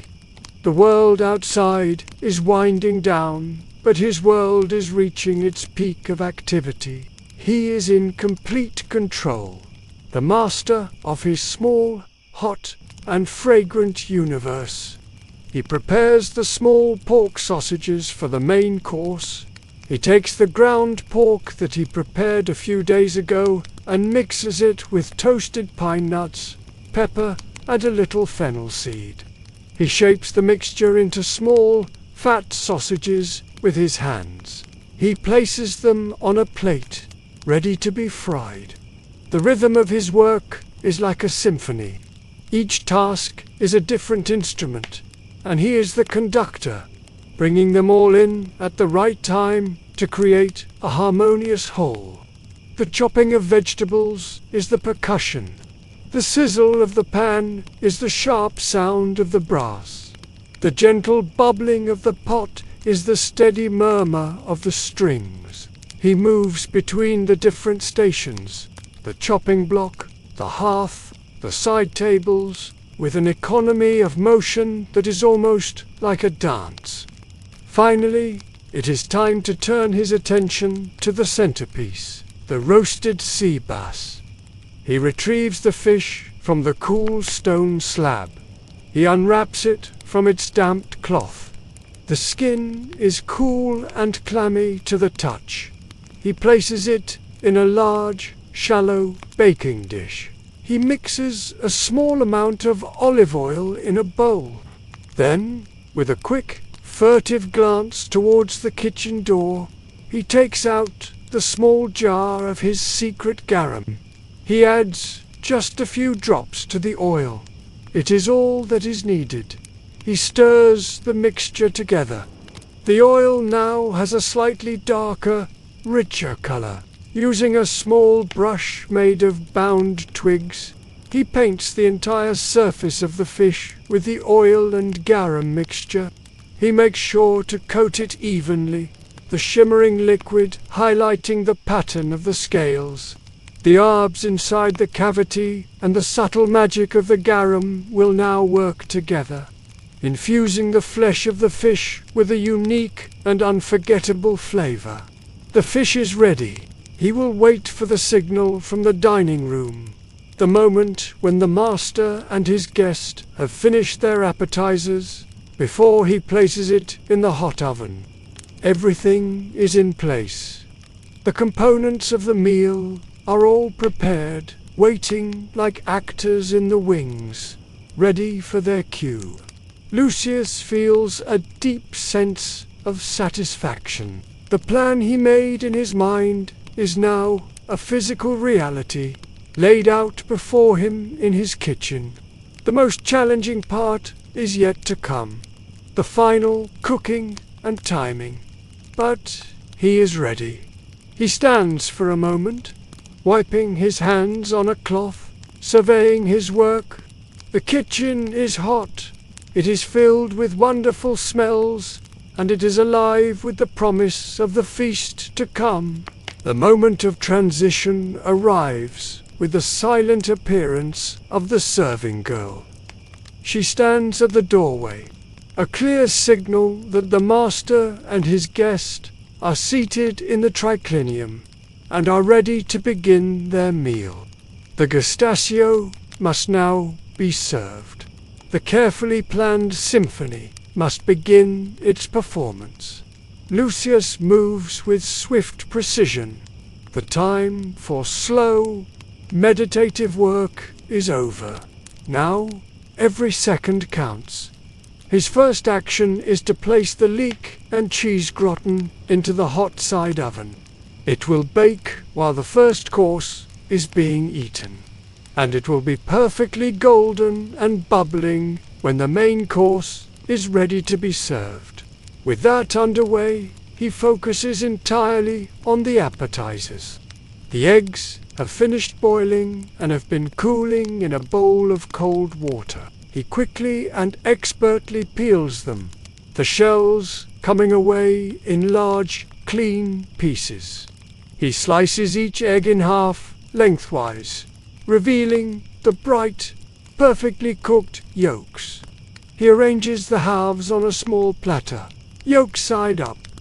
He grinds some fresh black pepper over them and then, using a small spoon, he drizzles a tiny amount of his everyday garum onto each yolk. The salty, savory sauce will complement the richness of the egg perfectly.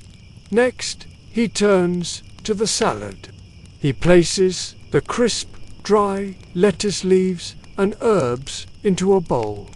He pours the oil and vinegar dressing over them and tosses them gently with his hands, ensuring every leaf is lightly coated. He arranges the dressed greens on another small platter.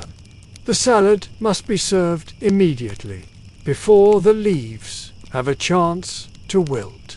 The snails have been simmering gently on the hearth, and they are now tender and flavorful. He uses a slotted spoon to lift them from their aromatic broth of wine and herbs. He piles them into a small, warm ceramic bowl. A cloud of fragrant steam rises from the bowl, carrying the scent of garlic and wine. He has prepared 3 distinct dishes, each with its own character, ready to be presented. The serving girl steps forward, holding a large tray. Lucius carefully places the 3 platters on the tray: the eggs, the salad, and the snails. He also adds a small basket of sliced white bread. He gives the girl a final, sharp nod. She lifts the tray and glides out of the kitchen, a silent messenger carrying the first offerings of the evening's feast. As soon as she is gone, Lucius moves to the next critical task. He slides the large baking dish containing the magnificent sea bass into the main oven chamber of the hearth. He closes the heavy iron door. The fish will now roast in the intense, dry heat. He knows from experience exactly how long a fish of this size will take to cook. He has a kind of internal clock, honed by years of practice. He does not need a timer. He can tell by the smell, by the subtle signs of the kitchen, when the food is ready. With the fish in the oven, he can now hear the first faint sounds of the dinner party. The triclinium is not far from the kitchen, and through the corridor he can hear the low murmur of conversation and the occasional sound of laughter. He pictures the scene. The master and his guest reclining on their couches, the platters of appetizers on the low table between them. They would be using their fingers or small spoons to eat the snails, dipping their bread into the flavorful broth. They would be commenting on the freshness of the salad, the simple perfection of the eggs. Lucius does not feel a part of this scene. He is the invisible engine that powers it. His world is here, in the hot, smoky kitchen, surrounded by his tools and his ingredients. The sounds from the dining room are like echoes from another world. He does not waste time listening. He immediately begins to clean the space he used to prepare the appetizers. He washes the bowls, wipes down the table, and puts away the ingredients. He is clearing the stage for the next act, the prime mensae. The main course requires even more precise timing than the appetizers. The sausages must be fried, the chickpea puree must be heated and plated, and the fish and the gratin must be removed from the oven at the exact right moment. Everything must be served hot. There is no room for error. He checks on the gratin in the side oven. He opens the door for a brief moment. It is bubbling nicely, the cheese melting and the top beginning to turn a pale golden color. It is progressing perfectly. He glances at the main oven door, behind which the fish is roasting. He can begin to smell the faint, delicious aroma of the cooking fish, the scent of the herbs and lemon, and the unique, savory note of his special garums. The smell tells him that the fish is cooking well, its skin beginning to crisp, its flesh becoming flaky and moist. He stands for a moment in the center of the kitchen, a conductor waiting for the next movement to begin. The room is hot, the fire is roaring, and the air is thick with the smells of baking and roasting. This is the peak of the creative process, the moment when all the separate elements he has prepared throughout the day begin to come together to form a complete, coherent meal. He feels a sense of heightened awareness, his senses alive to every sight, sound, and smell in the room. He is completely focused, his mind clear and his purpose singular. He must deliver a perfect main course. The success of the evening, the reputation of the master as a generous host, and his own pride as a craftsman, all depend on what happens in the next few moments. He is ready. He has done this 1,000 times before, but each time feels like the first time. Each meal is a new creation, a new challenge. The quiet satisfaction of a job well done is the only reward he seeks. The serving girl returns, her tray now holding the empty platters from the guest tray. This is the cue Lucius has been waiting for. The transition from the first course to the second must be swift and seamless. He immediately sets his final, coordinated actions into motion. He takes the empty platters and places them aside to be washed later. His focus is entirely on the food that is about to emerge. First, he opens the side oven. A wave of delicious, cheesy, and savory air washes over him. The leek gratin is perfect. The top is a beautiful, mottled golden brown, and the cheese is bubbling furiously around the edges. He uses a thick cloth to protect his hands as he carefully removes the hot earthenware dish from the oven. He places it on a wooden board on the table. It needs to rest for a moment before being served. Next, he turns to the sausages. He places a large, heavy bronze pan on the hearth, directly over the hottest part of the fire. He adds a little oil. When the oil is shimmering, he carefully places the small pork sausages into the pan.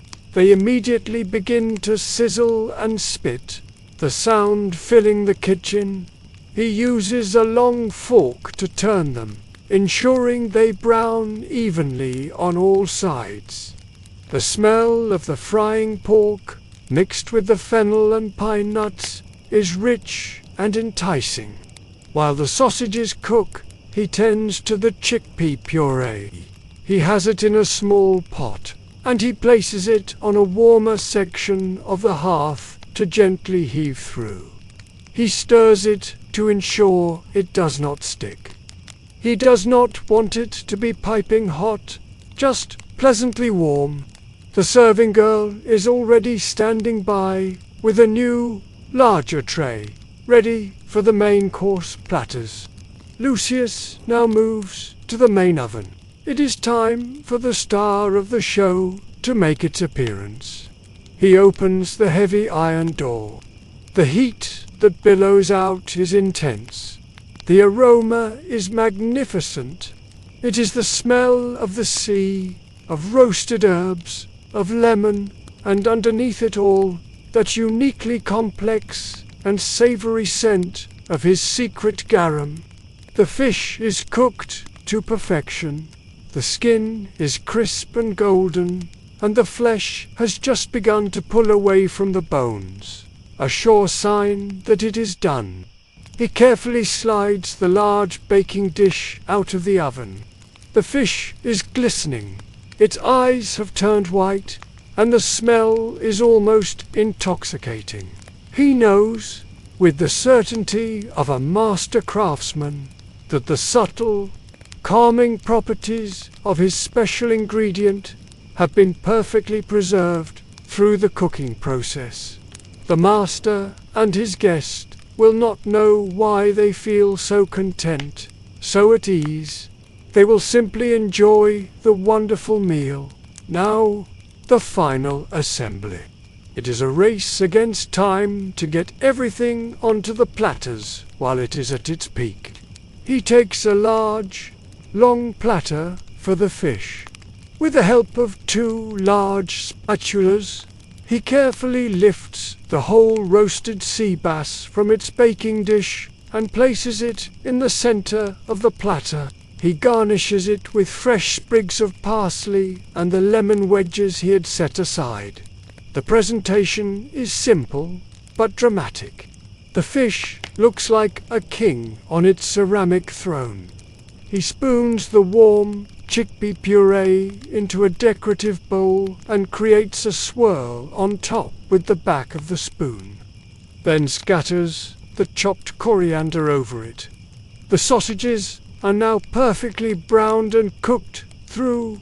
He lifts them from the pan, letting the excess oil drip off. and arranges them in a neat pile on a smaller platter. The gratin has rested for a few minutes, which will make it easier to serve. The 4 dishes are ready. The roasted sea bass, the fried sausages, the baked leek gratin, and the warm chickpea puree. A feast for all the senses. He places each dish onto the large tray held by the serving girl. The tray is heavy now, laden with the fruits of his long day of labor. He gives her one last look, a silent instruction to be careful. She nods, understanding the importance of the moment.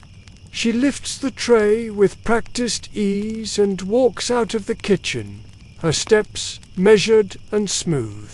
Lucius lets out a slow breath he did not realize he was holding. The climax of his work is over. The main course is on its way to the triclinium. He stands for a moment in the now slightly emptier kitchen, listening to the sounds of the fire and the lingering sizzle in the sausage pan.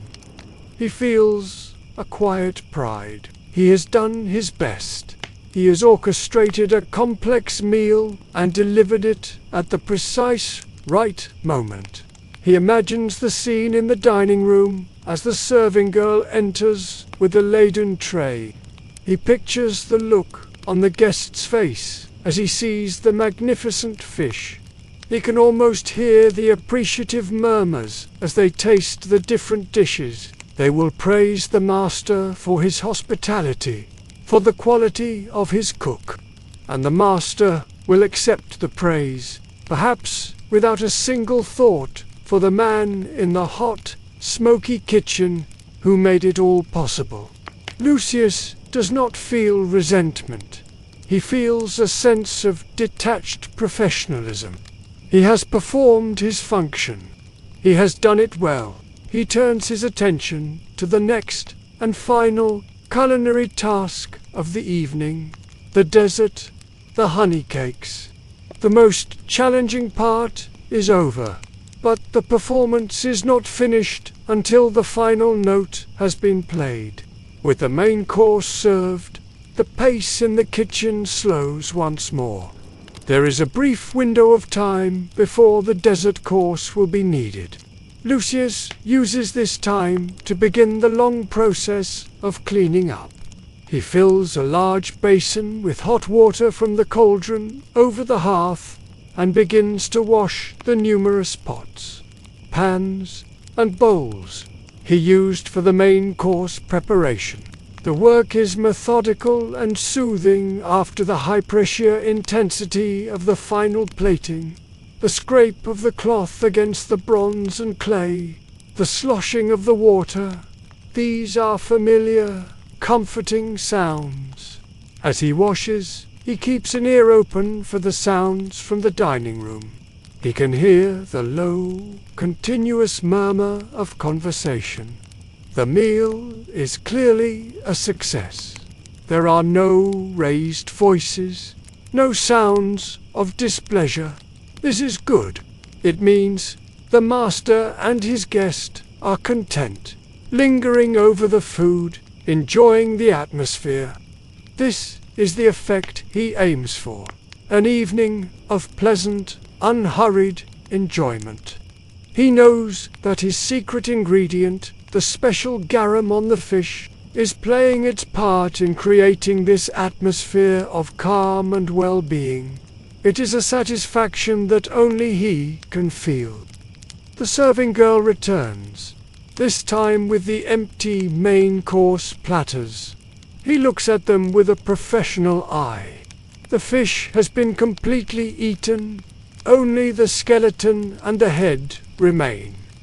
The sausages are gone. The gratin dish has been scraped clean. The bowl that held the chickpea puree is empty. It is the ultimate confirmation of his success. The food was not just eaten, it was enjoyed, savored to the last bite. He gives the girl a rare, small smile. She smiles back, A brief moment of shared understanding between two of the cogs in the great machine of the villa. Now it is time for the final act, the seconde. The dessert must be a light and pleasant end to the rich meal. He has already arranged the platter of fruits and nuts. The final element is the honey cakes, which must be served hot. He takes the bowl of batter he prepared earlier. He places a deep pan with a generous amount of olive oil over the fire. He waits until the oil is very hot, testing it by dropping a tiny bit of batter into it. It sizzles and puffs up immediately. The oil is ready. Using a spoon, he drops small rounds of the batter into the hot oil. They sink for a moment, then rise to the surface, puffing up into golden balls. He uses a long-handled strainer to turn them, ensuring they cook evenly on all sides. The kitchen fills with the sweet, warm smell of frying dough and honey. It is a comforting, happy smell. He works in batches, frying only a few cakes at a time so as not to overcrowd the pan and lower the temperature of the oil. As each batch is cooked to a perfect golden brown, he lifts them out of the oil with the strainer, allowing the excess oil to drip back into the pan. He places the hot cakes on a platter lined with a clean linen cloth to absorb any remaining oil.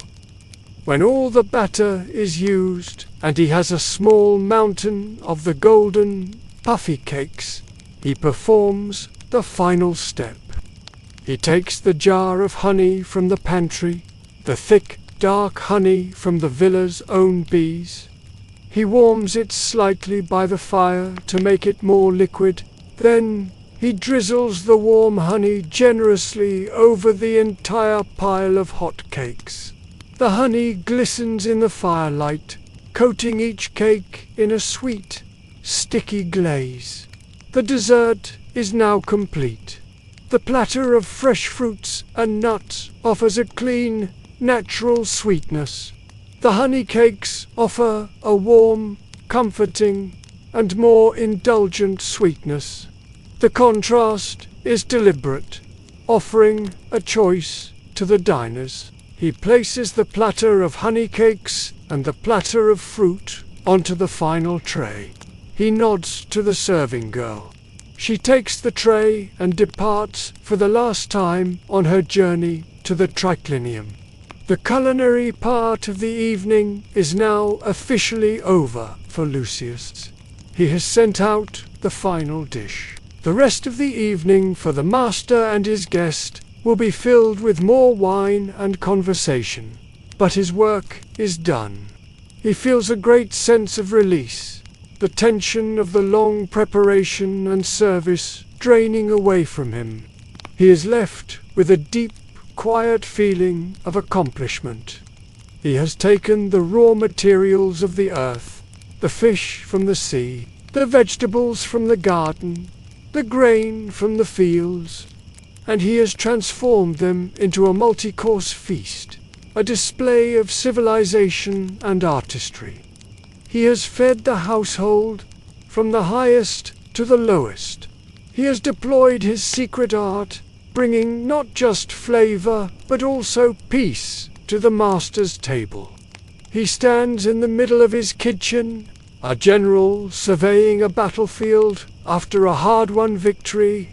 The room is messy, filled with dirty pots and the lingering smells of the feast.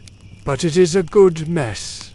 It is the evidence of a productive and successful day. He is tired, his back aches, and his feet are sore from standing for so many hours. But it is a good kind of tired. It is the weariness that comes from meaningful work, skillfully performed. He banks the fire, reducing its roar to a gentle glow once more. The great work is finished. Now only the long, slow process of cleaning remains. With the final course served, A new phase of the evening begins for Lucius. The creative, high-pressure work is over. Now, the slow, methodical work of restoration must take place. The kitchen, his pristine sanctuary of the morning, is now in disarray. Every table is cluttered with used bowls, cutting boards, and utensils. The floor is scattered with vegetable peelings and stray drops of oil. A large pile of dirty pots and pans sits waiting by the washing basin.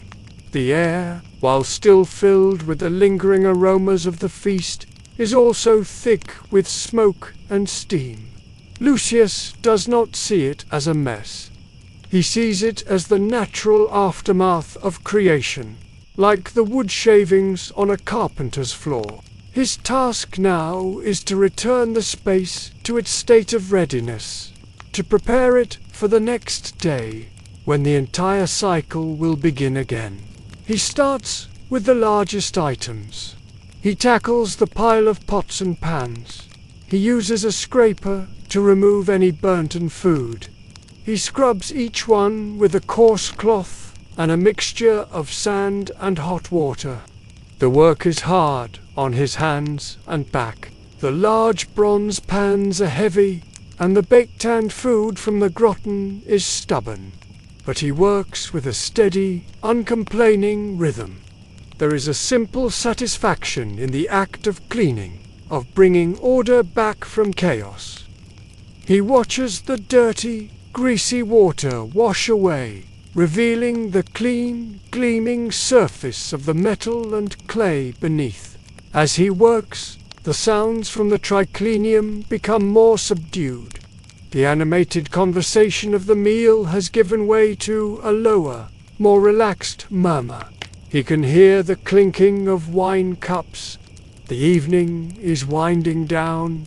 The master and his guest, their bellies full and their minds calmed by his secret cooking, are enjoying the final hours of their time together. Lucius feels a profound sense of separation from that world.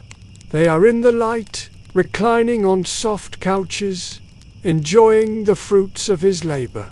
He is here in the shadows, his hands plunged in greasy water, cleaning up after them. Yet he feels no bitterness. This is his role. This is the life he was born into. And in his own way, he is the one who has orchestrated their pleasant evening. He is the hidden puppeteer, pulling the strings of flavor and mood. After the pots and pans are washed and stacked to dry, he moves on to the tables. He gathers all the used utensils, the knives, spoons, and graters. He washes them carefully and dries them, returning each one to its proper place. He scrapes the wooden work surfaces clean, then scrubs them down with a stiff brush and water. He wants them to be pristine for the morning, ready for the fresh ingredients of a new day. He sweeps the stone floor, gathering the debris of the day into a pile. He collects the vegetable peelings, which will be given to the pigs. Nothing is wasted in the villa's economy. The serving girl returns one last time. She carries the dessert platters. The fruit is mostly gone, and only a few of the honey cakes remain. She also carries the master's wine cups and any other remaining dishes from the triclinium. She sets them down and, without a word, picks up a cloth and begins to help him. She starts by drying the pots he has already washed. It is a small gesture of solidarity. They are both part of the unseen machinery of the household, their work essential but largely invisible. They work together in a comfortable silence. The only sounds, the clatter of pottery and the swish of the broom on the floor. The last of the dishes are washed. The last of the tables are scrubbed. Lucius goes to the hearth. The great fire that roared for hours is now a deep bed of glowing embers. It still radiates a gentle warmth. He will not extinguish it completely. He will bank it, covering the embers with a thick layer of ash. This will keep them alive, smouldering through the night, ready to be revived in the morning. It is the final act of putting the kitchen to bed. He looks around the room. It is transformed. The clutter is gone. The surfaces are clean. The tools are in their places. The only light comes from a single oil lamp he has left burning and the soft red glow of the embers in the hearth. The room is quiet, peaceful. It is breathing, resting after its long day of service. It feels like a sacred space now, a temple that has been cleansed after a great ceremony. Lucius feels a deep sense of peace. His work for the day is finally, truly complete. He has created, he has served, and he has restored. The cycle is whole. He is ready for his own rest. The young serving girl has finished her work and slipped away back to the slave quarters. Lucius is now completely alone in the silent, dark kitchen. The air is cool, a welcome relief after the intense heat of the evening's cooking. The only light is the soft, pulsing glow of the embers in the hearth. Before he returns to his own pallet for a few hours of sleep, there is one last ritual he must perform. It is a ritual for himself alone. During the flurry of serving the main course, he had set aside a small portion of food for his own dinner. It was not the grand sea bass or the rich Groton. Slaves were not permitted to eat the master's food. Instead, he had saved a few of the small pork sausages and a spoonful of the chickpea puree. He had also kept one of the barley loaves from the morning. It is a humble meal, a pale shadow of the feast he prepared for the master's table. But for Lucius, it is enough. He takes a simple wooden bowl and a plate. He puts the sausages and the puree in the bowl and places it on the edge of the hearth to warm gently in the heat of the embers. He breaks off a piece of the coarse bread. He does not sit at the grand work tables. He sits on his low stool, the same one he uses for his quiet afternoon tasks, and pulls it close to the warmth of the dying fire. He eats slowly, without rushing. This is his time. No one is watching him. No one is waiting for him. There are no demands on his skill or his attention. He is simply a tired man, eating his supper at the end of a long day. He savors the taste of the sausages. He can detect the subtle notes of the fennel and the crunch of the pine nuts. He made them with his own hands, and he knows they are good. He scoops up the warm chickpea puree with his bread. It is smooth and savory. It is a simple, honest food. As he eats, he stares into the glowing embers. They are like a miniature city at night, with red valleys and glowing peaks. A small piece of wood collapses, sending up a brief shower of bright orange sparks. The sight is mesmerizing. In the silence, his mind is free to wander. He thinks about the meal he served. He imagines the master and his guest, their conversation flowing easily, their moods softened by the food and wine.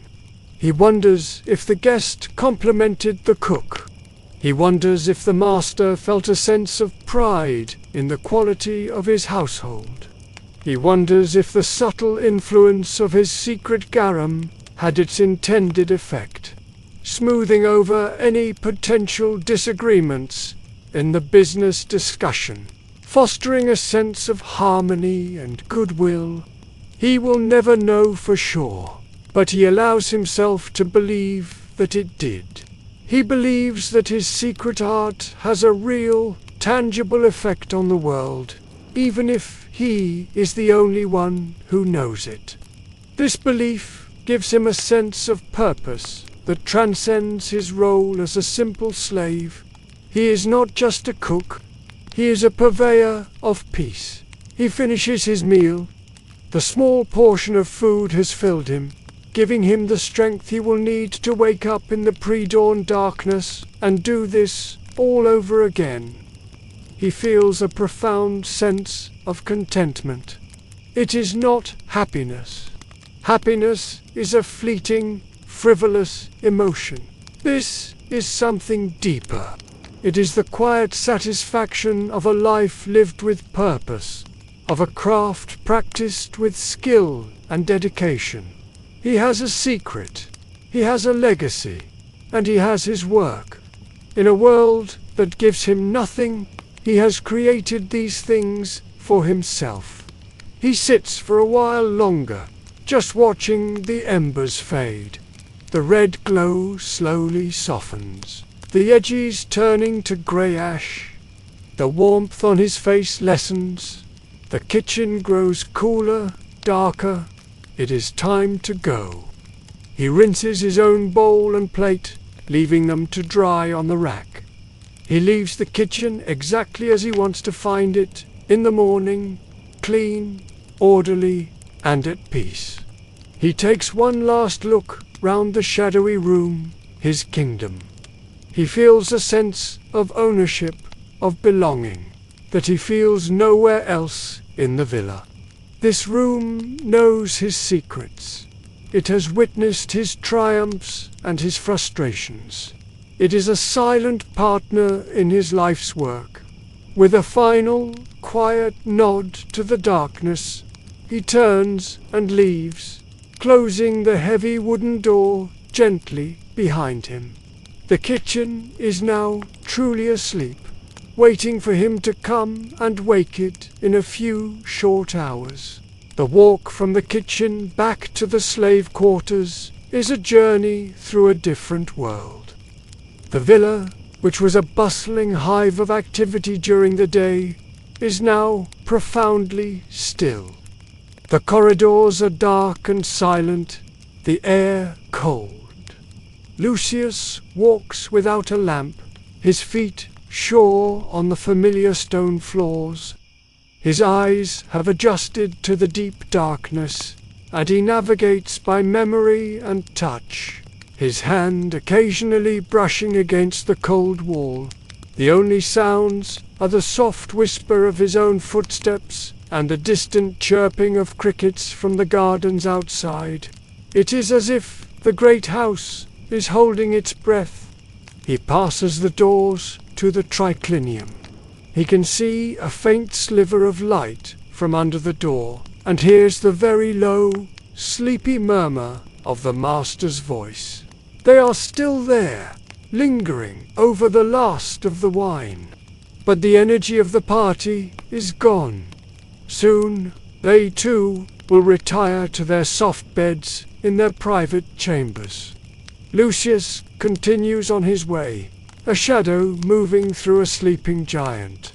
He leaves the main part of the villa behind and enters the simpler, rougher corridors that lead to the servants' areas. The air changes here. It is less fragrant, smelling more of earth, sweat, and livestock from the nearby stables. He arrives at the door to the sleeping quarters. He pauses for a moment before entering, listening.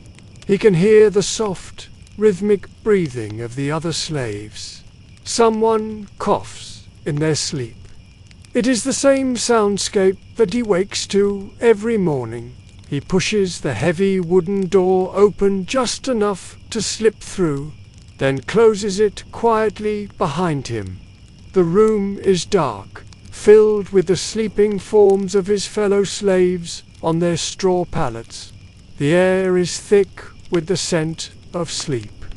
He moves carefully, his steps light and silent, navigating the narrow spaces between the pallets.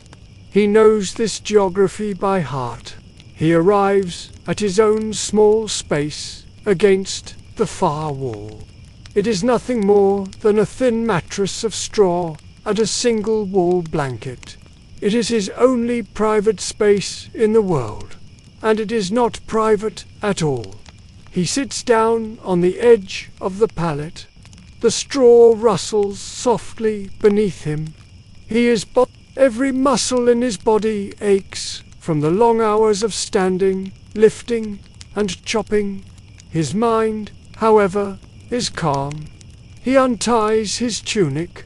He reaches inside, and his fingers find the familiar, tight roll of papyrus. He pulls it out. Even in the near-to-total darkness, he can feel its fragility, its importance. This small scroll is the beginning and the end of his day. It was the first thing he was aware of when he woke, and it is the last thing he touches before he sleeps. He carefully places the scroll on the floor beside his pallet, tucking it under the edge of the straw mattress where it will be safe. His secret is put to bed, just as the kitchen has been. He lies down, pulling the rough wool blanket over himself. The straw is lumpy and hard against his back, but it is a familiar discomfort. He closes his eyes. He does not fall asleep immediately. He replays the day in his mind, not as a series of chores, but as a sequence of successes. The perfectly baked bread, the rich, savory stew, the magnificent roasted fish, the final, silent applause of the empty plates. He feels the deep, satisfying weariness of a day well spent. The cycle is complete. He has fulfilled his duty. He has honored his craft and his ancestors. The secret is safe. He knows that, in what feels like only a few moments, he will have to rise again in the cold and the dark and begin the entire process once more. The fire will need to be coaxed from the embers. The market will be waiting. The meals will need to be made. The life of a Roman cook is a wheel that never stops turning. But for now, in the deep, quiet darkness of the sleeping quarters, there is this moment of rest. His breathing slows, deepening to match the rhythm of the other sleepers in the room. He drifts into a dreamless sleep, a brief, welcome oblivion before the dawn.